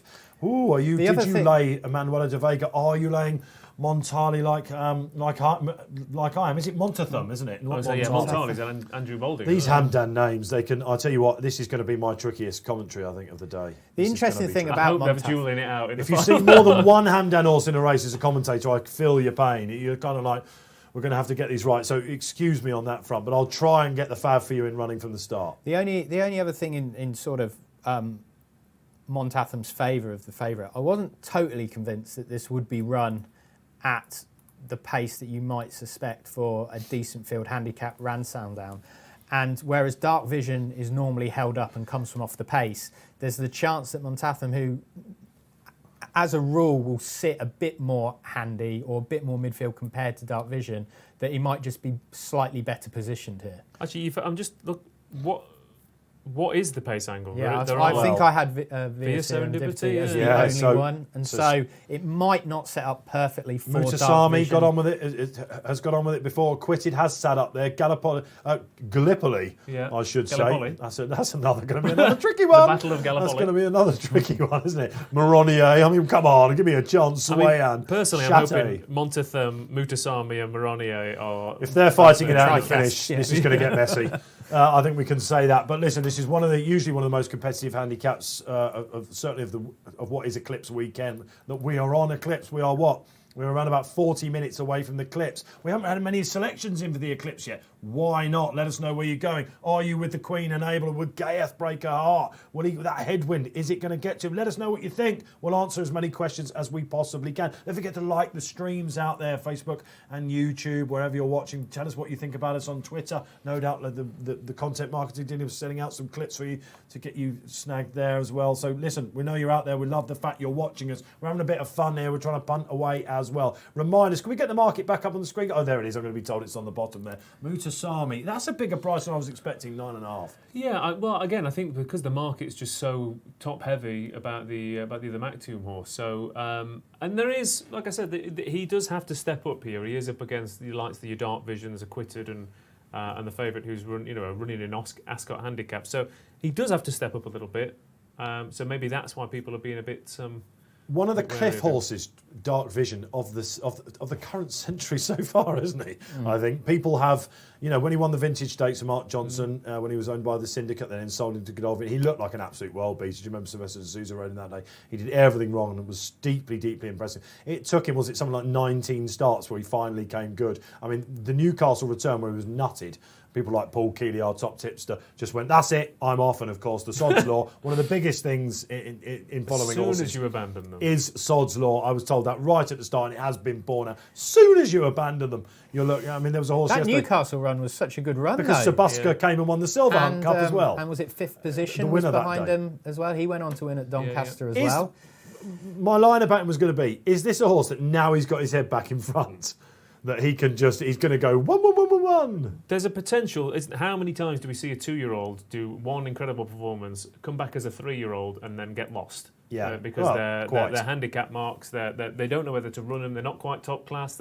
Liberty Beach maybe a little bit what we were saying earlier on. Get stuck in between being a genuine group improver and being too high to running those handicaps. So it might well be that Dark Vision's just found his feet, dropped back to a workable Yeah. level, and is now back in the swing of things. Yeah, he's Do just not be grown up a little surprised. bit. He's just matured Yeah. a little bit, and now he might just be a much better 4 and 5 year old than We always talk about 3-year-olds and how sprinters struggle as 3-year-olds against their elders and stuff, and it might just. I know he's not a sprinter, but it's the same sort of principle of he just found his classic year a bit of a struggle, really. But there's three, as I said to you earlier, those 3-year-old handicaps last year were fantastic. So the 4-year-olds this year are definitely. I think that's the problem for Acquitted a little bit, is that no doubt his form is good, but he's up against some really rock solid. If he comes back to performers. the Newcastle run, he wins, right? So I don't think we can digress about that too much. Well, they are ambling down at the start, just watching Gallipoli get the rug on going in. Storehanders have been doing a really good job again, haven't they? Still, not so much has been said about it. I think it's still down to 2, isn't it,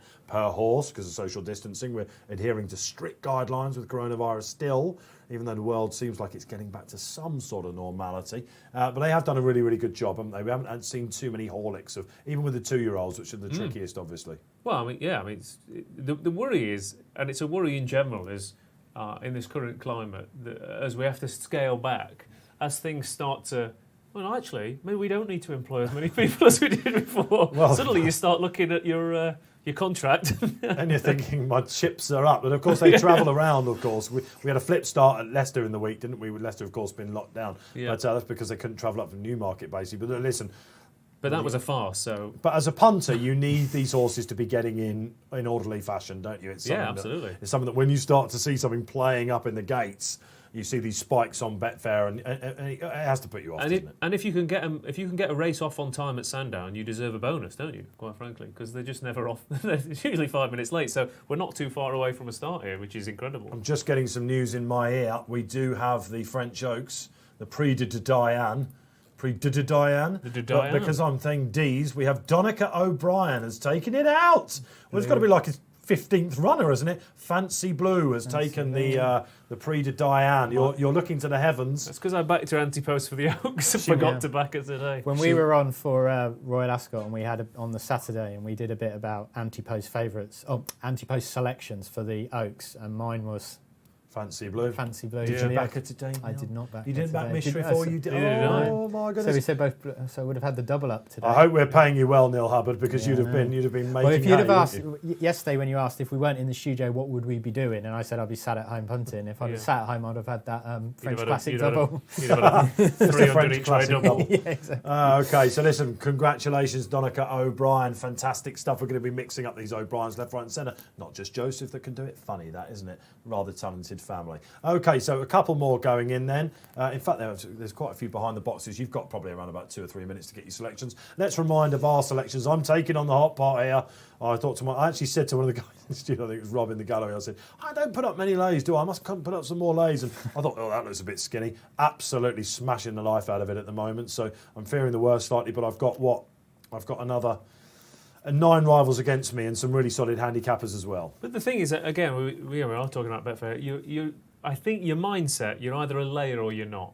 I think if you're trying to do both, I think you're either, because you're a very positive person, Dave. You know, you're not a negative. Oh, I don't fancy that. I'm going to lay it. You are an on board, back it all the way, shout it home. Bruce Millington said, yes, I'd love to play poker with you, and it turns out he's rubbish at poker as well, but I'm not very good. Neil, you'd be a bit more of a Texas Hold'em pair, I'd imagine, wouldn't you? I think, Ross, do you ever go that way? Yeah, I used to be, but then I had to make a decision between playing poker tournaments till 4 a.m. or getting up to study the racing form, so I chose racing. Yeah, fair enough. Neil, poker player? Never. Never play poker. Give it a try. I don't want to encourage you to get in the casinos, because let's face it, that's a disaster. Unless he does play poker, and that's a lie. Of course. See what you did there, Neil. Secretly playing on my phone while I was sat here. See what you did. I've never played. Would you like a game? Yeah. What, right now under the table on our wood? Yeah, okay. I think he's trying to hustle us. Very bad. It wouldn't surprise you. Honestly, never played poker before. Never ever? No. Right, just got no interest. I just haven't. I think it's just card games generally. Just not interested in them at all. So, but never have. So it's never been. You're protesting too much. I would say you've got the face for it, but I'm not sure about that. So listen, we've got about 4 or 5 going. What does that mean? I'm not really sure. But I'm not totally sure. You've got the face for a man who stays up till the wee hours playing card Playing games. card games on the internet. With You look like a strangers. man that plays. I don't know one of these. Who's been one of banned these from a games. casino. You know. Yeah, Elliot Hackney works on this show as well. He's up all night playing these incredible PlayStation games, whatever. I don't Who's know. that? Is it Minefield? Is that the game? The Minefield that the kids play? They stay up. Minecraft. Yeah. Minefield. Not Minefield. You're thinking Minefield sounds a lot more interesting. Minesweeper. To say up till 5 a.m. playing Minesweeper. You look like a man that's held a PlayStation controller. It's the thumbs, isn't it? Yeah. But I'm pro Evo man though, personally. Yeah. Football. Yeah. Okay, So, fair but we've enough. got a loose one. We digress, and we have got a loose one. Who is it? It's See, the this one is what horse, happens at is it? Sandown when you're about to go off on time. Is it? It's the one. Is it Moronier. Kazar that's got loose, or is it number 7? Yeah, number 7. Moronier. Looks like we're going to have another delay here, guys. To the Coral Charge, 3 o'clock with 3 minutes over. That means we're half an hour away, all being well, from the Coral Eclipse. Wow, Enable comes back out onto the track. 7 runners standing their ground. Where do we stand with the 7 runners on this? Are we not worried because it's such a good race? Or has it taken the each-way angle totally away from the... It'd be nice, wouldn't it? It'd be nice to be able to back something each way, because I thought, my angle for the race is Regal Reality running on into a third place, perhaps. Which brings us to Neil Hubbard in the markets you can play with on Betfair. Yeah, I was about to say, so you can, if you play in the place market on Betfair, the traditional place market, it will be 2 places, but we do have a 3 places market on the exchange as well. So if we're talking about, 7 runners and how frustrating that is, on the exchange you can, play in the win market and play in the 3 places market. So there's no excuses on that front.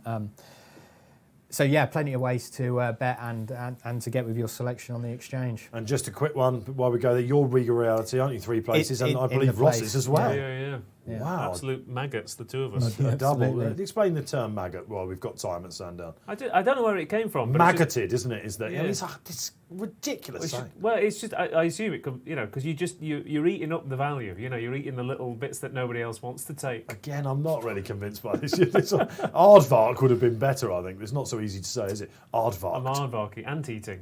Ant-eating now. There we've just come up with some Betfair jargon. You're going to give that to the marketing boys, Neil? Yeah, I will do. Yeah, and That's I have a fair idea what they'll probably say about it, but Yeah.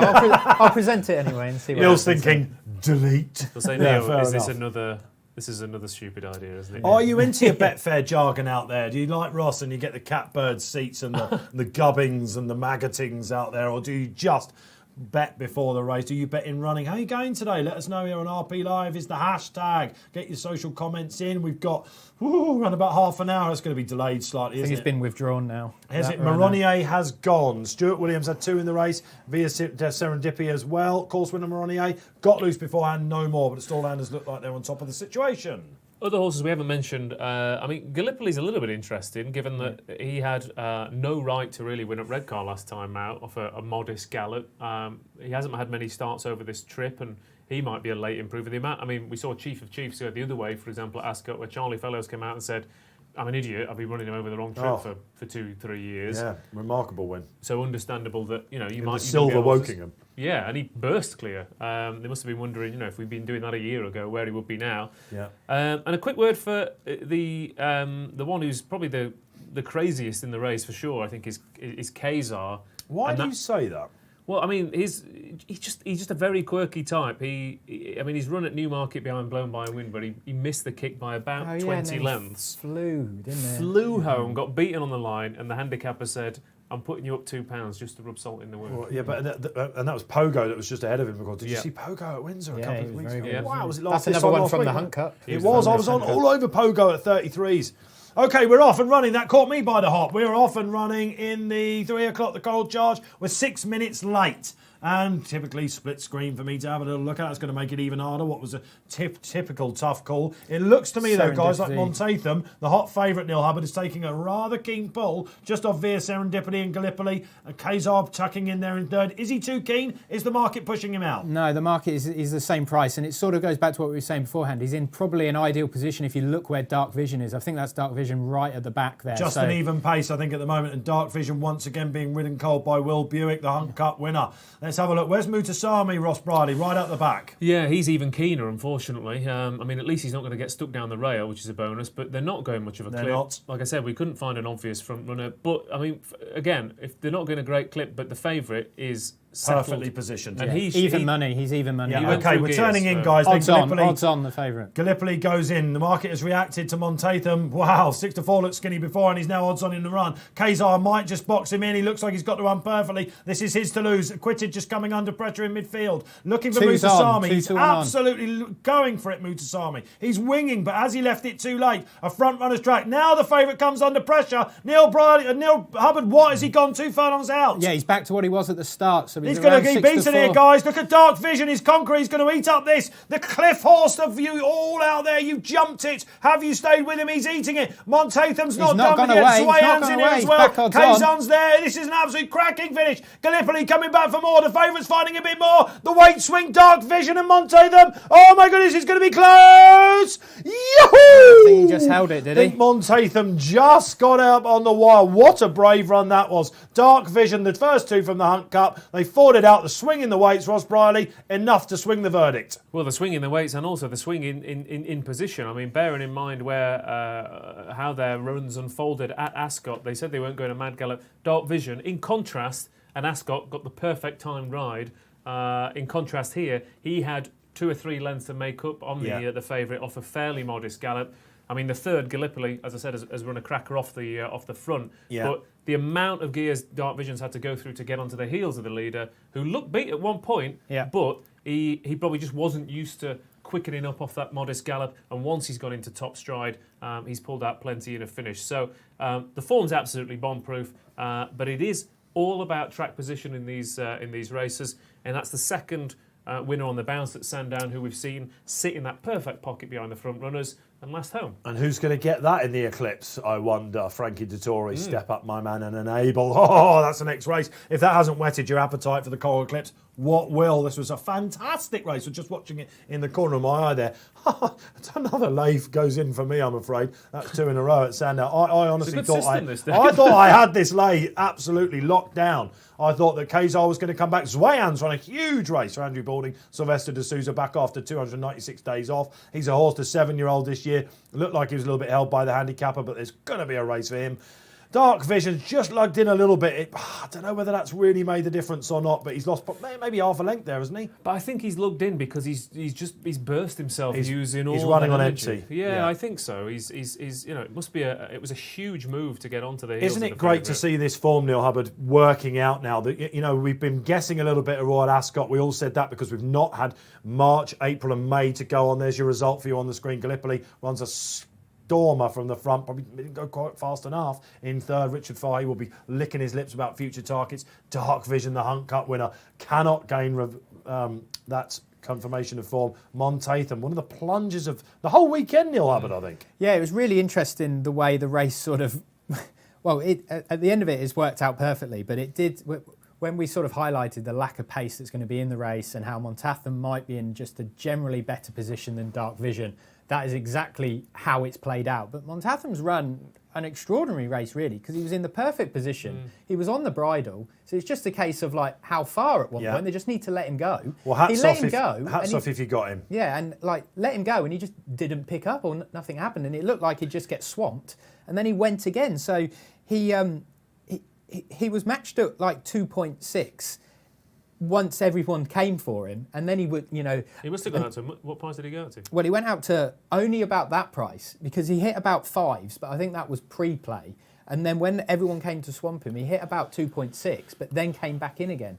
Dark Vision was done at... Fives was in running. Oh, 5s was in running.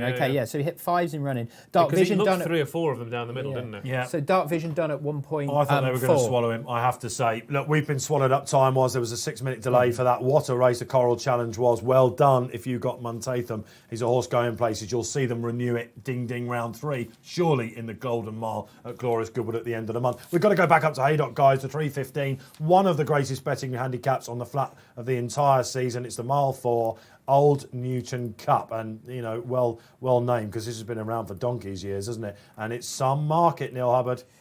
It is. We have near enough joint favourites with Ranch Hand and Laffy at 5.8 and 5.8 each, the two now. Deja is 7.2, Babo's Boy 9.8. La Dondevie, 13.5.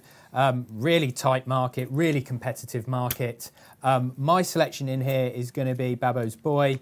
Okay. I was really impressed by his run at the track last time. On Guineas weekend. Yeah, first start I think it was for Rafe Beckett as well. So the blinkers went on that time. He'd been gelded, I think, first start as well. So they threw everything at him. Quite what of those you can attribute the performance to, I don't know. But he won that with any amount in hand.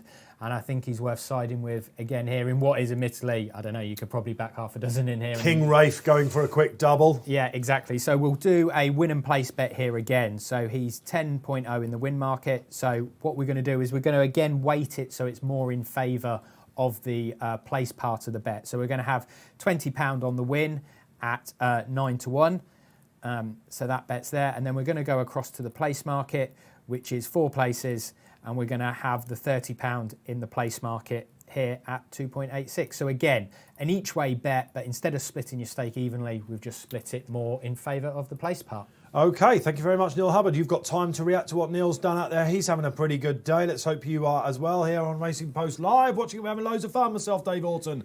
Hashtag RP Live, or do it on the Facebook chat or YouTube. Hope you want to let us know. Get your social media comments in. We'll give you a shout out. Tell us how your weekend's gone. We're not building up to just anything. It's only Enable coming up in about 20 minutes' time. Enable versus Ghaiyyath. Not the only runner in the Coral Eclipse, though. We've got to Japan, the drift. What do you make of the drift on Japan? I thought he'd run a lot better back down to a mile 2. We will be at Sandown again shortly. In the meantime, we're going to keep concentrating on this Old Newton Cup and take it away. We're both going hand in hand here, aren't we, selection-wise? We are, yeah. Ranch hand in hand. Ranch hand in hand. There you go for Andrew That's it. Balding, and hopefully, like I said, at an each-way double on his punctuation snuck into the frame, so hopefully this one will at least get in the mix. But I thought he was a big eye catcher at Ascot.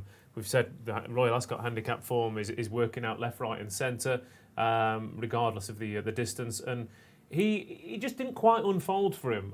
He didn't go. He was coming home late on ground that's slightly faster than what he wanted. It was his first run of the season. David Probert, I thought, was a little bit easy on him at some point. He thought, well, the race is gone. He coasted home into 6th place. He was beaten 7 lengths behind. Yeah, he went wide, very wide, didn't he? And, it just didn't go to plan for him. It was a massive gamble and the rain didn't really come. It's softer ground here at Haydock. He's got that. What about the trip? Let's talk about this for Ranchan, because we've got a gamble going on here, Neil. I want to come to you this in a minute with the Stout Horse, but just what about the trip? This is his first time over the trip since he chased home Anthony Van Dyke in the Lingfield Derby trial. It's all been over further since. Well, my big hope for him is, especially the way this race has unfolded over the past few years, is horses have sat on the heels, kicked, and they haven't got caught. So if he can sit, from stall 12, come wide, sit on the outside, turn into the home straight and go and say, come and catch me. OK, that's Ranchan, 2 ticks for myself and Ross Brieley. Neil Hubbard, we've got a gamble. Yeah, the Sir Michael Stout trained Laffey. So he has been matched at as big as 8, so that's 7-1 for this. He's into 5.2, so he's into 4. So basically 7 from 4s for this. He won as easy as you could want, really, at Newbury last time, didn't he? Having been gelded. I know you always talk about Sir Michael Stout, older horses, of course, whatever, but few pairs at improving them, But he does fall into that category. There's no way getting around it. It's a cliche for a reason, isn't it? Yes, exactly. That's what, just quickly on cliches as they get prepared to go in the box. Everyone says it's fashionable, isn't it, to knock cliches. But I often find myself saying it's a cliche for a reason. Yeah, this happens time after time after time. Ridden by Kingscote here as well. He was actually behind Ranchan when Ranchan won at Haydock last year, but you've got to assume that the bit of a weird race as well. And the gelding operation has probably, attributed to Laffey's improvement last time. He's got an obvious chance. In contrast to Ranchan, this chap doesn't really have the soft ground CV. He bolted up in heavy ground at Nottingham last year, Laffey. Okay, yeah, absolutely loved it. That's blown me out of the water. I was literally just looking at his profile, going, how can we get him beat? This definitely was. He's being backed on this ground. And of course, he beat Not So Sleepy, who was one of the revelations over Jumpshire of the season. Thank you for blowing me up there. That's all right. Anytime. What I thought you were going to say should have let him lay him again. Should have just let me carry on, shouldn't you? Yeah. Noble Mission sire. His sire loved soft ground Noble Mission. In fact, if you could lay Glencladden Glory at 100 to 1, That'd be great. I'm on a hat-trick of lays going in. It's not been the day for me so far, but I've got a navel coming up. Aye, come on. Okay, so they're going in. Come on, another word on Laffy. Why didn't you like him for this? Well, no, I do like him for this. I think he's got a great chance. At 7-2? When he won at Newbury, you thought this is a horse who's going to really progress into some top handicap. So, like I said, there's a lot of runners in this. Pace, the trader from Stall 1. Yep, he'll be up there. Mark Johnson. Yeah. Pallavicino will be up there as well. Yeah, I had Pallavicino as probably the quick word on a complete outsider, Jeremiah. Another whopper of a horse. Yeah, soft ground, Huge horse. very much in his favour as well. Chief of Chiefs trainer, Charlie Fellows, and the owners as well, isn't it? So the reason why we talk about pace in the races is because when you're looking to try and map your way through a race, you want something that's maybe going to get an easy time. Are there lots of pacemakers in the race? Sanabad could be another one. Francus, now with David O'Marafor and Mark Johnson, he could be up there as well. So look, if you're on a hold-up performer here, although it's a speedy track, we're hoping that perhaps a midfield runner can sit. Indianapolis is going into the traps now. The first time headgear for this, guys. I really quite fancied him. Ascot, we did. I thought he did too much too soon in that race. He was up there throughout, wasn't he? And you just couldn't get home, if you remember. Anyway, they're all in. Let's see what gets home. Best of all, let's hope it's your selection wherever you've gone. They're off and running then in the 2020 Old Newton Cup. Jeremiah falling out. Babbo's Boy sluggish from the gates as well. As expected, the trader up there. Francus, we aforementioned, he's gone up there. Boys, they seem to be trapping. Yeah, he was really rushed up to take up that front running role, wasn't he, Francus? And the market has sort of reacted a little bit to that. But not much change right now other than Laffy being a little bit shorter. I mean, I'm not really looking forward to this commentary, I've got to tell you. They are really fast. They've gone fast early, guys, I think, and now they've concertinaed it. Laffy's going wide. This is really interesting. And he's pulling for his head, Ross Brieley. That's Pallavicino, the million horse, who is one of those front runners we mentioned earlier on. This is the only way he knows how to run. So, be surprised if he gets home running like that. Like I said, a few of them rushed up. A quick word on Babbo's Boy. I think he anticipated the start actually, and then just kind of missed it as well. In theory, like I said, this is Laffy's on the inside rail. He's settled well. Ranchand, he could do with settling in a little bit better. They've quickened it up, slowed it down again. So. And Pallavicino does have a history of doing this and then keeping going. He is a winning machine at the moment, Pallavicino. He slightly missed the break at Haydock last time as well, Babbo's Boy. So this is a really interesting race, guys, because they're just approaching the home bend now. It sweeps round. La Donde V's going to a little bit so as well. Lots of also-rans at Royal Ascot. Also, Laffy's got a lovely position. Also the 1-2 from the Duke of Edinburgh Stakes. Scarlet Dragon, Ollie Doyle breaking through at Royal Ascot. She's once again playing for luck. One of the rides of the week. Will Holly be able to weave her way through? Ranchan and Laffy right up against each other. Neil Hubbard markets. Yeah, Laffy really strong, clear favourite now, into around 2-1, 12-5 sort of Laffy is there. So difference of opinion here, lads, just to make it nice and easy for us as well.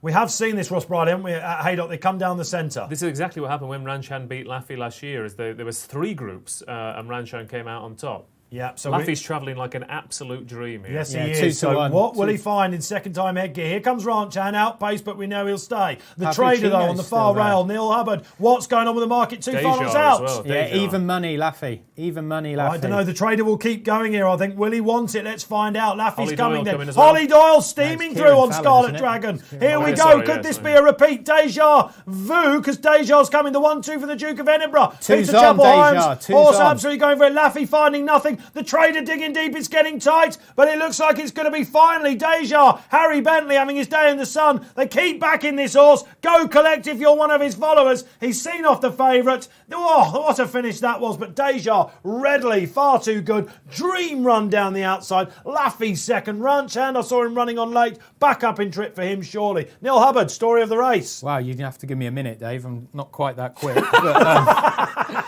what's the matter with you, man? Laffy was 1.7, so he hit odds on him running, and you can see why, because he travelled really nicely, didn't he? That was a nightmare call, by the way, guys. I mean, how many chances did we see in that race? Scarlet Dragon 2.3. Yeah. That was a really good race. We said it was one of the handicaps of the season, normally betting races, and the right horses have come to the fore. Laffy, Deja, as you said, Ranchand hit a big flat spot and has stayed on to finish 5th. Yeah, definitely the trip for him, wasn't it? I Yeah. think we would say that. So if you're on Ranch Hand, there's another biggie in him. Don't forget he went to the Cesarewitch and flopped there last time. Will it be? Certainly, I think looking at least a mile 6 for him. Andrew Balding and David Probert probably going to come back in and say that. Doncaster, what's the handicap at the back end of the season there? The Mallard? Mallard, The yeah. Mallard that'd be over a nice. mile 6. Scarlet Dragon ran an absolute blinder again, didn't it? It looked like Ollie was going to weave her way through, but the horse that was better off at the weights, that chased him home, that she pipped late, Deja, lightly raced for Phoenix Thoroughbreds and Peter Chapelheim. Great to see Peter Appleheim having a big race winner again, a former classic winning trainer, of course. And this horse has got a legion of followers, hasn't he? He's never over 10 to 1 in his races. Matched at 22s in running. Yeah. Wow. Okay, so Neil Hubbard, you've had time to compose yourself. We shall compose ourselves now and listen to what you say about the markets. Yeah, so Laffey 1.7. You can see why. Scarlet Dragon under Kieran Fallon 2.3 in running. Came with a run that, like what we saw at Ascot, but didn't quite get there. The Trader, he ran a monster race, didn't he, for Mark Johnson? Yeah, he ran a good one, but only went as low as 9.4 in Wow. running. But Deja, yeah, a high of 22. So yeah, good win really. Like Nice we saw performance. with Montatham in the Coral Challenge, and listen, this is a word for an advert for Betfair. If you're taking these prices before the race, I guess this is why you guys like to pounce in running. The value you can get if you're, if you're just coning in on a horse. He never really looked like he was in a lot of trouble, Ross, either, did he? So why did he go that big? I think, again, what happens is, as we are when we're watching the race, your eyes are drawn to, you're looking at Laffey, you're thinking, my word, and to be fair, they're spread out across the track. It's a skill to be able to scan the entire field and pick out. Yeah, recognise the silks, recognise who's going well, translate that to a price, back that price. Remember what's happening earlier in the race. Useless at that, I've got to tell you. I just can't bet in running. I tried it. Also at the start factoring of in Betfair. other races. I can't even call taking them. You know, place. there's so much respect for these big commentators out there. If you're relying on the calls here today, it's probably been a little bit messy, but that was a messy finish, wasn't it? Some wanted to come near, almost stand side. Some missed the break. Some were up there. We had different leaders. We could do with a replay, really, because it was a cracking little race, and it'd be nice to pick things out. I think the key thing, as you said, was for horses like Ranch Hand, he hit a massive flat spot and has come back to finish in 5th place. Laffey, huge run. I mean, he's travelled like an absolute dream, but He has, and is it second time headgear? I don't know.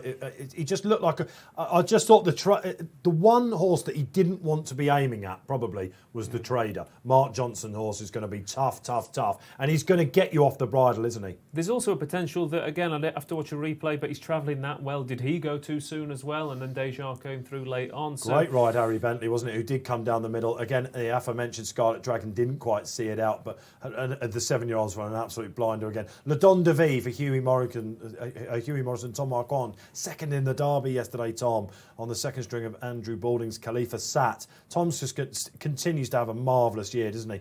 Big shout for champion jockey? I mean, it's a big ask, but Has to beat his girlfriend, What? Holly Doyle. he has to beat his girlfriend. Le Don de Vie ran an absolute blinder there, and he has finished in front of his girlfriend there. I think that Le Don de Vie. Yeah, We're just he's going to have to let that comment go. But I mean, yeah, she could be champion jockey though, right? he could be She champion could jockey. be champion Absolutely, I punted it out at the start of the year before he went down to Australia.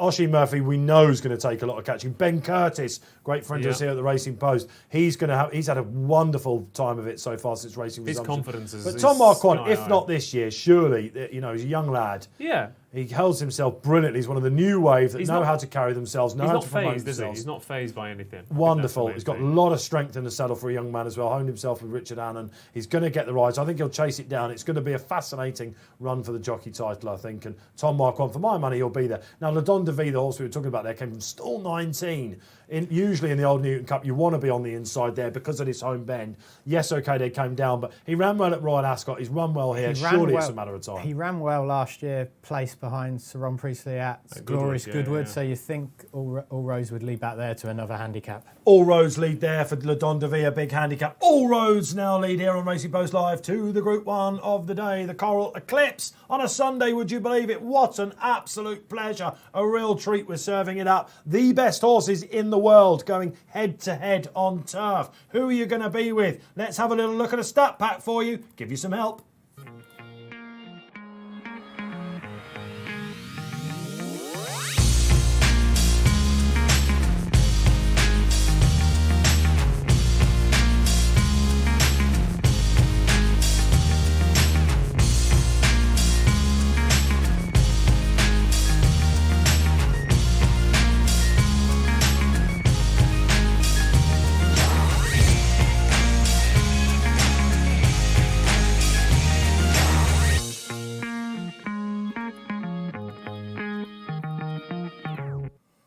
I need some help with this, absolutely. All right, okay, Neil Hubbard, let's go to the market before we take a little look at what Paul Keeley fancies in the race as well. We're going to give you that VT coming up, our top tipster, but where is she? There she is. Okay, Neil Hubbard, take it away. Yeah, 2.18, so 6-5 shot at the minute. Ghaiyyath 3.2. Little bit of support around for him based on the prices this morning. Japan is 7, so 6-1, and any price the rest really. The market has it as a 3-horse race, as you would probably expect, but Enable pretty solid at the head of affairs. Tell me about Japan. This is, I mean, that actually looks like he's a little bit solid now at 6-1, isn't it? But all anyone wanted to tell me about this morning as I was coming into London, you know, when they were calling me when I was driving in, was why is Japan so big in the run? He's drifted right out, right? Yeah, I guess he has. I mean, is he better over 1.5 miles? I know he won a Juddmonte. Would you naturally assume he's better over 1.5 miles? I thought he was going to potentially bounce back here. I'm not saying he can beat Enable, but I think we're going to see a better Japan today. They've got Magic Wand in there, you assume, to try and keep Ghaiyyath honest, while she is a wonderful Grade 1 winner in her own right. I think there is something to be said about his mile 2 form. I really, really do. Yeah. And he's not slow at all. We had him down as his slugger, didn't we? Because he was, you know, was it third in the Derby? He's obviously made the frame in an arc as well. But his top form is actually that York run. Yeah, I agree. And I think, I mean, obviously he's related to Mogul, and we after Royal Ascot, I remember saying, we both said that, you know, maybe Mogul might be better over 10 furlongs in time, and I think Japan probably will be better over this trip. However, I still don't think he's up to the class of beating either Enable or Ghaiyyath. So I think that for me, there's a slight class edge with those two. He's clearly a hugely talented horse. Yeah. That Lord North race at Ascot was a bit of a weird one. Yeah, the way it unfolded. Yeah, and they said about Mogul that he would come on a heap for the run in the Derby yesterday. We know we didn't perhaps get to see the best of him necessarily there. I guess the trainer thought is exactly the same for Japan. Although he was quite strong in his favour though, wasn't he, at Ascot?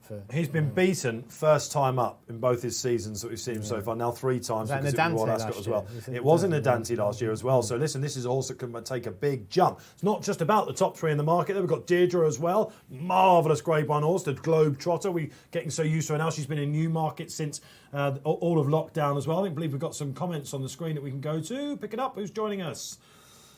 Okay. JZ Karakudu. Is that right? Karakudu. I think we got that right, didn't I? JZ, so we've got some Japanese influence here, and I love Japan from Japan. Great to have you, JZ. Fantastic, of course. International waters we do delve into here on RP Live, and America watching and Down Under watching as well. Welcome. Japan all the way. I mean, look, he should be shouting home Deirdre though. Well, that's what I was thinking, Deirdre. I thought it would be Deirdre that could be coming in as well, actually. So, listen, Japan has been bought by Japanese ownership. We know this. We think he's going to go down that way to be, or up that way, whichever you're looking at it, to be a sire down there, super sire. It's all about the arc, we think. Could he just be the Champion Stakes horse, though? Could he take that sort of route instead? Very possible indeed. Absolutely, yeah. I mean, the thing is that Japan is a horse who is... I don't think I've heard a single person call him right since he started racing. Even his Juddmonte win was not a surprise, but yeah. But even I thought some people said the second should have won, the third should have won. Everyone was kind of crabbing Japan. When he won over in France as well, people said, well, it's a weak group race he's won, and he's just won it with a turn of foot. Where was he? 4th in an arc? 4th in an arc, yeah. Let's get the selections out of the way for the people that like to follow us in. Neil Hubbard's having a good day, and you've taken quite an interesting view here, and Ross Brieley's going to follow you in on this. So let's get the trading up if we can, guys, on the screen. Get it out of the way, the business end of the Eclipse, and we're going to see Neil Hubbard going for 3 places on Regal Reality, I believe. Yeah, Regal Reality for me. He ran 3rd in this last year. He probably sat about 5 lengths off Enable during the race last year. He slightly missed the break, and he was only beaten probably half that distance at the line. He's won a Brigadier Gerard over course and distance. He's been gelded, another one for the cliche of the Sir Michael Stout older horse. Yeah. But that's what we're going to do. So 3 places. So we spoke about 7 runners and how, you can't get each way the first 3. Well, you can back 3 places on the exchange. So we'll go to 3 places here, and we can see that Regal Reality is actually 14 to 5. So he's a 3.85 shot to be placed. So we're going to back that, and we're going to have £50 on him to be placed at 3.8. Okay. 3 places. Okay. Well, look, this is a horse that loves Sandown. He's got, there we are, we're up on the screen now. You're wanting to pick, they're here to pick up the pieces with that bet, aren't you? You don't even want to see him trying to win the race. You're maggoting again, aren't you? Absolute filth. Maggot of a man, you. Is that your angle? Is that your angle in here as well then? 3 places. I'm in danger of just repeating what I did last year, but again, hoping for exactly the same thing, where Regal Reality doesn't get involved in the fractions with Ghaiyyath, doesn't get involved in trying to win it with Enable and Japan, and just runs on and picks up the pieces for a 3rd place, perhaps. Not a lot of love for Ghaiyyath at the moment, is it? I'm all over Enable. I think she got the 6-year-old to overcome. But as Ross Brieley said earlier on the show, I think quite wisely so, there's no 3-year-old for the weight allowance here. It should be slightly easier for a 6-year-old to win. No 6-year-old since 1986 and the race's inception. She's into even money as well. We've got another social media comment. So excuse me while I look at the screen. And good luck with this that. means Dave. Japan. The guys are trying to stitch me up there. Ross Brieley was absolutely delighted with that. He was like, where is Dave Orton going to try and make sense of that? But great to have you out there. And it means Japan. So why is he such a drifter as so many people are backing him? Ghaiyyath, tell me about Ghaiyyath and Enable in the market. What we think of the big 2, Neil Hubbard. Which way is it going? They're pretty solid. I'd probably say Enable is slightly more favoured. But Ghaiyyath really solid at 3.2, 3.25. So he's really solid at around the 9-4 mark. Pretty much what he was this morning.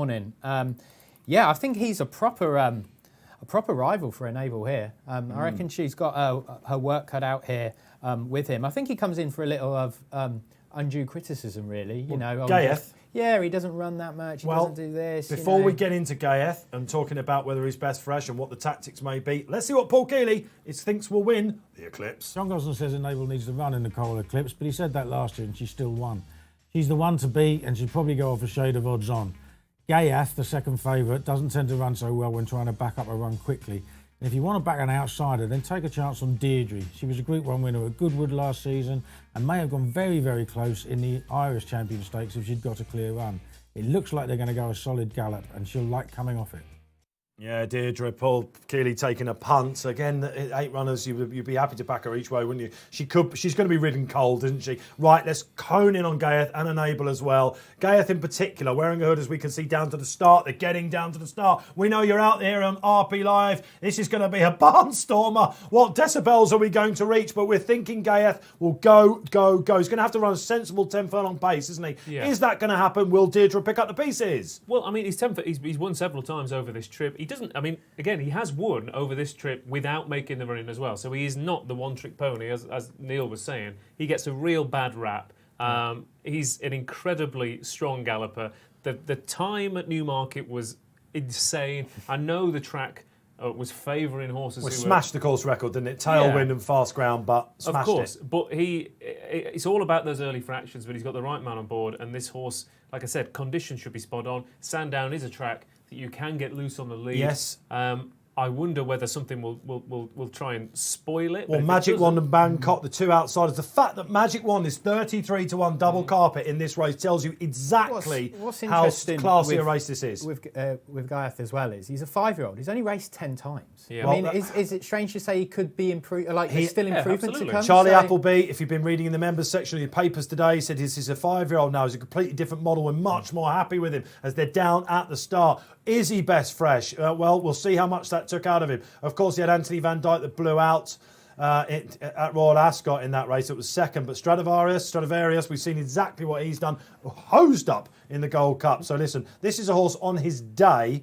He's rated £2 inferior on official world rankings to Enable. And she's got obviously, she's getting £3 from him. If she gets the box seat, will Bangkok and Magic Wand Podrick Beggy, we know what he can do. He goes off in front. They're going to try and surely get him at it. What's interesting as well, you talk about Japan in the judgment. Actually, on RPRs, Ghaiyyath and Japan have both recorded higher RPRs than Enable over this trip, which is interesting. Obviously, she hasn't had as much of a crack at doing this because it was I think she's gone odds on, guys. Let's go back to the market now because this is, look, everyone's wading in. Everyone's backing their favourite queen to come out and do the business. John Gosden, he's had a classic winner in France today. This is the biggie for him, though. Neil Hubbard. 2.08 on the exchange, so 11-10. Ghaiyyath, a little bit weak from when we started talking about this, 3.4. Japan, really weak, out to 8.6. He was a short 6.8 this morning. So he's basically like 11-2 2 out to 15-2 from this morning to now. With Bangkok drawn in stall 1, the 66-1 shot is kind of a bit of gloss come off him, but he has had some tough tasks. You have to think with SDS on Sylvester de Souza, they are going to try and get him in. And what I love about Ghaiyyath, and then we saw this in the Coronation Cup when he blew them apart, he goes so fast. And then he can get that mid-race breather, and he can then pick up again. Sort of just take him back and then go again. And Sandown is a front runner's track, and he stays further as well. So this is a real test for Enable. This is a completely different test for her because normally the rivals she's trying to beat are doing exactly what she's doing. And this is the thing, like they talk about him being a bit boom or bust, but after his debut, he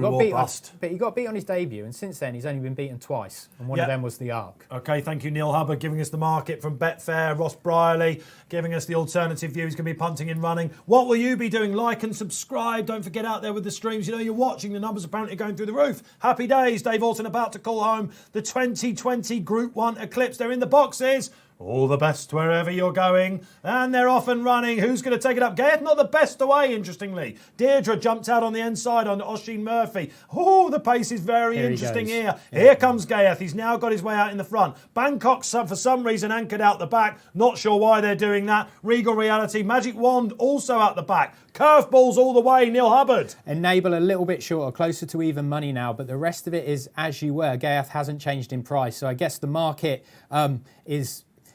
is what we expected it to be. She's giving him around about 6 lengths. Ross Brieley, where are you playing in running? What are you expecting to happen as they go around about 3 furlongs they've done? I'm not touching it now, that's for sure, right at this second. Ghaiyyath, I mean, he's a tough horse to work out because he does race like this. He looks like he's over-enthusiastic even when he's in that perfect rhythm, but they've allowed him to get to the front. I can't believe they've not taken him on. I can't believe it. Well, I mean, the problem is if you take a monster like him on, you're beat as well. Yeah. So you're really having to sacrifice yourself. So what is Magic Wand doing here, guys? Is she just going to try and pick up some pieces and get that black type as well? I'm amazed that Podrick Berry isn't taking it on. So Frankie now, they're going around the home turn in the 2020 Eclipse, and Ghaiyyath is doing what he does best. He runs off the bend a little bit, but he's really opening up now. Will Buick is making this a test. Japan sits off him in second. Deirdre in third, closer than we thought. Regal Reality going nicely on the rail. Enable, she's filling her lungs. Frankie is sitting pretty. We're around about 3 furlongs out. They're kicking now. Japan's really outpaced at the 3 furlong marker. Enable, now she makes her run. This is the zoom that she's got. Will Ghaiyyath she? Favourite. Ghaiyyath's gone what price, Neil Hubbard? 3 now. He's back out to... She's rowing away, Enable. She doesn't look great. Will the class come to the fore? Ghaiyyath is now feeling the pitch. Japan in the middle. Here comes Enable on the outside. It looks like it's going to be between the big 3. Magic Wand picking up the paces. They come down the middle. Unbelievable. What price is she, Neil Hubbard? Unbelievable. And Enable is going to get this, I think. No, Ghaiyyath on the run. He looks like he's going again. This is unbelievable scenes. Ghaiyyath has broken Enable's heart. She's run on into second. Japan runs a cracker in third. The rest nowhere. What a race. Over 3 million, like close to £3 million traded on the race as well. Take a bow, Charlie Appleby and Godolphin, Sheikh Mohammed. The boys in blue have really, really taken this. This is 3 out of 3 so far now as a 5-year-old. He's answered every question. Is he best fresh? Not anymore. Charlie Appleby, absolute genius. He looked beat, didn't he, Ross Brieley? Not to me. Oh, what? You've been all over him. I was clicking him. Oh, I thought he looked better. I thought she was going to come and get him on the outside. He hit 15 in running. I don't 15 think I got in that. running. Look, he's sitting pretty there again, Ross Brieley. There was a lot of. I got a lot of 7 and 4, but not 15. But he. but bearing in mind, your mind is saying Enable's a 1.5 mile horse. He's also a 1.5 mile horse. He's in front at a track that he hasn't been taken on at. So. And what they were saying about her being a 6-year-old now Enable, she's a little bit cuter. They've had her in right through lockdown, haven't they? Frankie wasn't allowed to ride her until around 2 weeks before racing resumption. They and ahed about Royal Ascot. They thought, let's go again. She usually wins on her reappearance, right?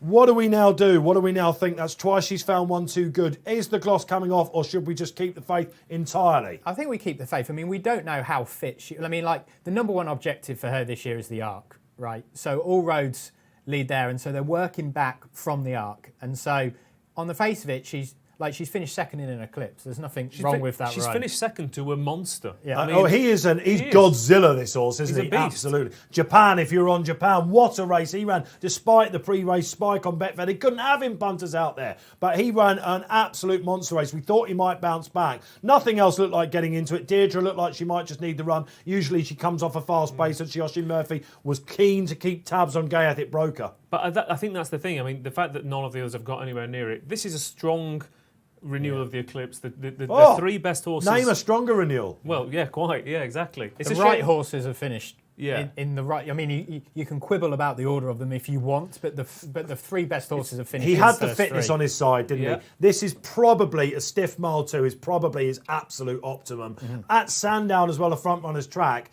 This is not after timing, I don't think, but it is. He could have gone another 2 furlongs. If you're analysing this now, basically, he could have picked up and gone again. She looked like she had a good blow, didn't she? I think she's run an absolute blinder. Any other horse on the reappearance in a Group 1, you'd say what a fantastic start to. So where do we go now? Let's map it out. Well, it's King interesting George? just for some prices here. So Ghaiyyath is 5-2 from 8-1 for the King George. But interestingly, wrong track, though, isn't it? But interestingly, with Enable, and we're talking about the merits of actually that run looks perfectly fine. She's drifted slightly, but she's 7-4 from 13-8 for the King George. Ross Brieley, let's go to that comment. He's never run at Ascot before, unlike the Queen Enable. She still, that confirms her the best filly around by a mile still, that run, I think. Japan will have a little say, or will they be thinking, right, let's keep him now fresh for the, a repeat bit of the Jub Monty? What are we doing here? I mean, to me, Ghaiyyath should go to York.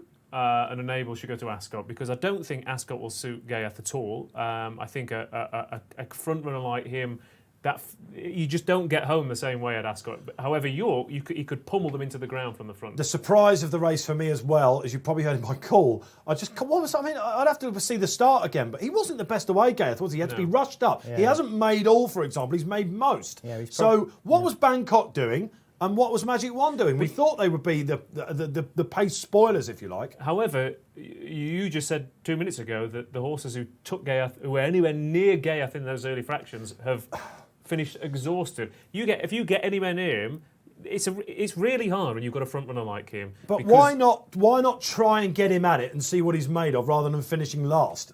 You're basically because you would have finished you're last basically anyway. sitting in last place. I mean, what did the prize money go down to? You're damned if you don't. You're damned if you do, and you're damned Sixth. if you don't. Sixth. So what did come last? That's a good question. We'll see that. So I'm just surprised that Magic One. I wanted to see what he was made of. If someone came at him and see what, not so much just because I thought that Enable would come out on top here again and win a back-to-back Well, I suppose eclipse. if you want to look at it that way, he hit 15s in running. I mean, Japan and Enable both did give it him. Both got to him and he beat them off. So Did Japan have the real run of the race? That box seat, if you like. I think he did. I think and that's the thing. Japan had the run of the race. He challenged him. He went, what was it, 11 to 10, something like that? Japan went 2.1 in running and Enable went 1.34 in running. So I'm not surprised about that. But I think what that shows is that they did serve it up to They Ghaiyyath. have, He hasn't nicked it by any stretch of the imagination. Like Japan's probably run a career best there. Yeah. So I think it's just really solid top level form. It didn't disappoint, did it? Let's see what you're thinking out there. We know you're out there loving the show as well. What have we got? Bonibiza. That's one hell of a horse. Give him a layoff and the world is his oyster. Now, that's something to think about, isn't it, as well? Great question, because you were talking about now going to the Jub Monty, which Japan is probably thinking, well, I'm playing for second maybe again. Because let's face it, York, front on his track, hard to peg back. That home straight looks like it goes on forever, but they don't tend to come back. Will they now? Probably the King George, they're thinking, it's a mile for Ascot. I think you might be onto something, and Barney Beezer as well. Keep him fresh, go to the Jub Monty. Any prices for the International yet, Neil? No, nothing coming through yet. I was also waiting to see about Enable for the Arc, but nothing come through just yet. Because, of course, we had a small matter of love hosing up, gliding home in the Oaks. Have we now got a new Arc favourite? What do you think about that? We've got another comment coming up. Let's have a look on the screen. And Matthew Slingsby says, I bet reverse forecast with Ghaiyyath and Enable. So won that one. Well done, Matthew. Into the party. What a Sunday we're having. We're just looking at the times as well. Ross Brieley, what are you thinking about that? Well, you'd expect it, wouldn't you? You'd expect it to be the best time in the card, but it is clearly the best time in the card. So with a headwind as well. Yeah. Well, that's again, and I think it's a massive performance. I think it's a cracking race. I think again, times don't mean anything until you put them through the system and compare them to the other times on the card. We are now looking at a near 130 horse, aren't we? Which is what the sort of magical rating, isn't it, of the Frankels of this world and beyond. Just a little bit of Arc betting. So you got Love at 4-1. This is with the Betfair Sports. This is for the Arc. Yeah, this is for the Arc. Love 4-1. Enable 9-2. Ghaiyyath 8-1. Logician 12s. Japan 20s. Okay. Fancy Blue 25s. Yeah. They've all been there. Okay, what price is Contrail? Dan Walsh is saying, and the Japanese, they're trying to. Oh, we can see it on the screen. Here we go. It's up there, isn't it? It's a curveball. Is Contrail up there? He's had an absolute shocker with that. I mean, one, the thing no, that's quadrilateral. you have to mention for these kind of horses is track is a big thing. Ascot does not play to Ghaiyyath strands. Longchamp, in a field of that size, he had a terrible draw on soft ground last year. It was a big ask. However, Leopardstown, Irish champion. Come on, this is how we're York, talking. International. The narrative is set, isn't it? Fantastic stuff. Do we have another social comment? I think we might Breeders' have on Cup the screen. turf, maybe. Breeders' Cup turf, absolutely fantastic. Have we got one on the screen? I heard some kerfuffling going on in my ear there. They would give them a minute. I think they're probably all over Ghaiyyath. Rob Lee was on Ghaiyyath at 3s in the gallery. The Snyder, easily the best horse in the world on turf. Of course, I think probably that rating will now be borne out. The international handicappers are going to be having an absolute barnstorming Zoom call this afternoon, aren't they? That would want to be a fly on the wall, wouldn't it? Fly on the wall here. What are you making of this, Neil Hubbard? Come on, where are we going with the Enable? Well, I was just going to say, on the exchange, actually, they're closer to joint favourites for the Arc, both Love and Enable. If you're John Gosden, I'm sure, as you're going to find out in your papers tomorrow, your members section, soon, actually, around about an hour's time, if you go into the results, the analysis, you'll see all the comments there. There are going to be some meaty comments, I think, coming from this. Teddy Grimthorpe, racing manager Ricardo Dabdallah, and John Gosden and Frankie Dettori. I'm certainly not going to be disheartened by that. Surely King George. Yeah, King George, and then... Or does she then go to the Yorkshire Oaks? Did she run in that before or not? Or would it just be King George and then straight to the Arc? They just roughed her off, I think, after that, didn't they? King George and got her Arc. ready for it. Yeah, because but she's also proven that you don't have to. You can tender handle her. You can run her. She's. Here's a question. Here's a question for you, which a lot of people are going to be thinking out there now. We were talking on the show yesterday with Bruce Millington. Does this remind you of the 2015 Oaks? I think it was. Was it Tagruda? Who then do they go to the King George with Love now? Who is going to get so much weight from Enable, and not just being a 3-year-old, but not from Enable. Sorry, it's going to get so much weight in the Arc from a lot of people. It's now all about the fillies again, isn't it? Yeah, so if they're going to get weight for age in the King George, can Enable give Love that we saw yesterday and in the Guineas that weight? Ross Brieley. Can she? Yes. Will she? Who knows? But I mean, she can. She is. She's. There's nothing from watching that race that suggests that Enable has regressed to me, or that isn't as good as she has been. Because that's a fantastic run on a return under slightly suboptimal conditions against a horse who relish every second of the race. So if you're an Enable fan, I'm not thinking. I'm not rubbing my hands thinking... You're going to get a slightly bigger price now than you were looking at, aren't you? So, Neil Hubbard, what are you thinking? Well, I think as well that you've got the Irish Oaks as well, and they'll want to support that in terms of Love. But also you've got... we didn't see the French Oaks today, but they had Peaceful Fantasy Blue, isn't it? Yeah, of course, Fantasy Blue and that. It's all the same ownership as well. So they've got, in terms of, I know that's Donica and Aidan, but they've got plenty of 3-year-old fillies that they could probably, in terms of an ownership, that they could probably split up. And I'm not sure where the Irish Oak sits in the calendar this year compared to the King George. And they do like to support that, don't they? So it's just interesting. I think they've got a strong hand. It's just difficult to know how they'll play it just yet. Listen, so many questions out there now going forward. Amazing that a Group 1 like this, the Eclipse, could be such an informative race without any 3-year-olds in it. But that is exactly what we have had. We've had a great time this afternoon, guys, haven't we? It's been bang, bang, bang, bang, bang. Haydock joined the party. Highlight from Haydock, Neil Hubbard. I thought Favourite Moon was pretty good in that handicap, because the two of them, and the second, Subjectivist, they pulled miles clear, probably good form to keep on side as the season develops. Yeah, okay, so absolutely that mile 6 3-year-old handicap looked classy. Ross Brieley from Haydock? Yeah, I agree. I think that race is a really interesting one. I think the winner, and also, like I said, I feel like I'm going to follow punctuation off a cliff this year and hopefully get a payout at some point. So that's definitely if you landed on him, you'd have a nice cushion, wouldn't you? He's absolutely huge, isn't he? Yeah, exactly. So you'll be absolutely fine with that project. Don't worry about it. Okay, let's go to Sandown. Neil Hubbard, a highlight from Sandown. Well, probably Ghaiyyath. Come on, away from the obvious. Yeah, I did think that Matathan was pretty good in that handicap. And again, that's another one with him beating Dark Vision. Go to the Golden Mile at Goodwood, get a low draw. Just handicap form. It's probably a race to watch back again and just see what else is in there. I mean, like, we were very much focused on the front two. There's probably a couple in there that you'd want to add to your tracker moving forward. Yeah, Ross Brieley, Sandown thoughts? Yeah, I think a couple of cracking rides, I thought. Oshie Murphy was fantastic on Dashing Willoughby. I thought that was a great, perfect move. Big thing for me, I thought, was we were talking about David Simcock, for example. Spanish Mission's run a blinder. He's had a horse return off an absence to win a really good handicap at Doncaster. I've just seen the results. So in terms of going forward, yards who maybe started a bit slower, like the Simcock team, ready to burst into form in time for the July Festival in particular, which is where he actually does quite well. So yeah, next weekend. I think that Henry II's worth watching. Montatham again, the Royal Ascot handicap form standing up. There's not been every single race. Even that first race, that 5 furlong. Al Ahly, I was going to mention that. Liberty Beach and Al Ahly. All 4 of them at Sandown have been excellent. Yeah. So I mean, as you said, what you want from a Saturday and a Sunday like yesterday and today is you want the right form horses coming through, so that when you get to your festivals over the next few weeks, you're getting excited about the form lines being tested again. It is all stacking up, which is fantastic. It's been another fantastic weekend here on Racing Post Live with the Betfair Exchange. But thanks to Ross Brieley, back on the train up to Leeds Way now. Same as Neil Hubbard as well. Thank you for coming down, gentlemen. I've made sure I'm not on the same train now.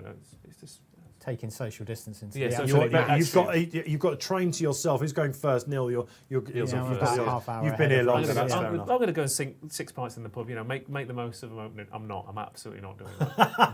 No, of course not. The hair will be growing longer. We'll see you for Galway and Goodwood. Absolutely. Hopefully so. Fantastic. Yeah, absolutely. All being well. Fingers crossed. But that's where we'll be next back with you here on Racing Post Live. We've got a social comment before we go off air for you. Let's have a look.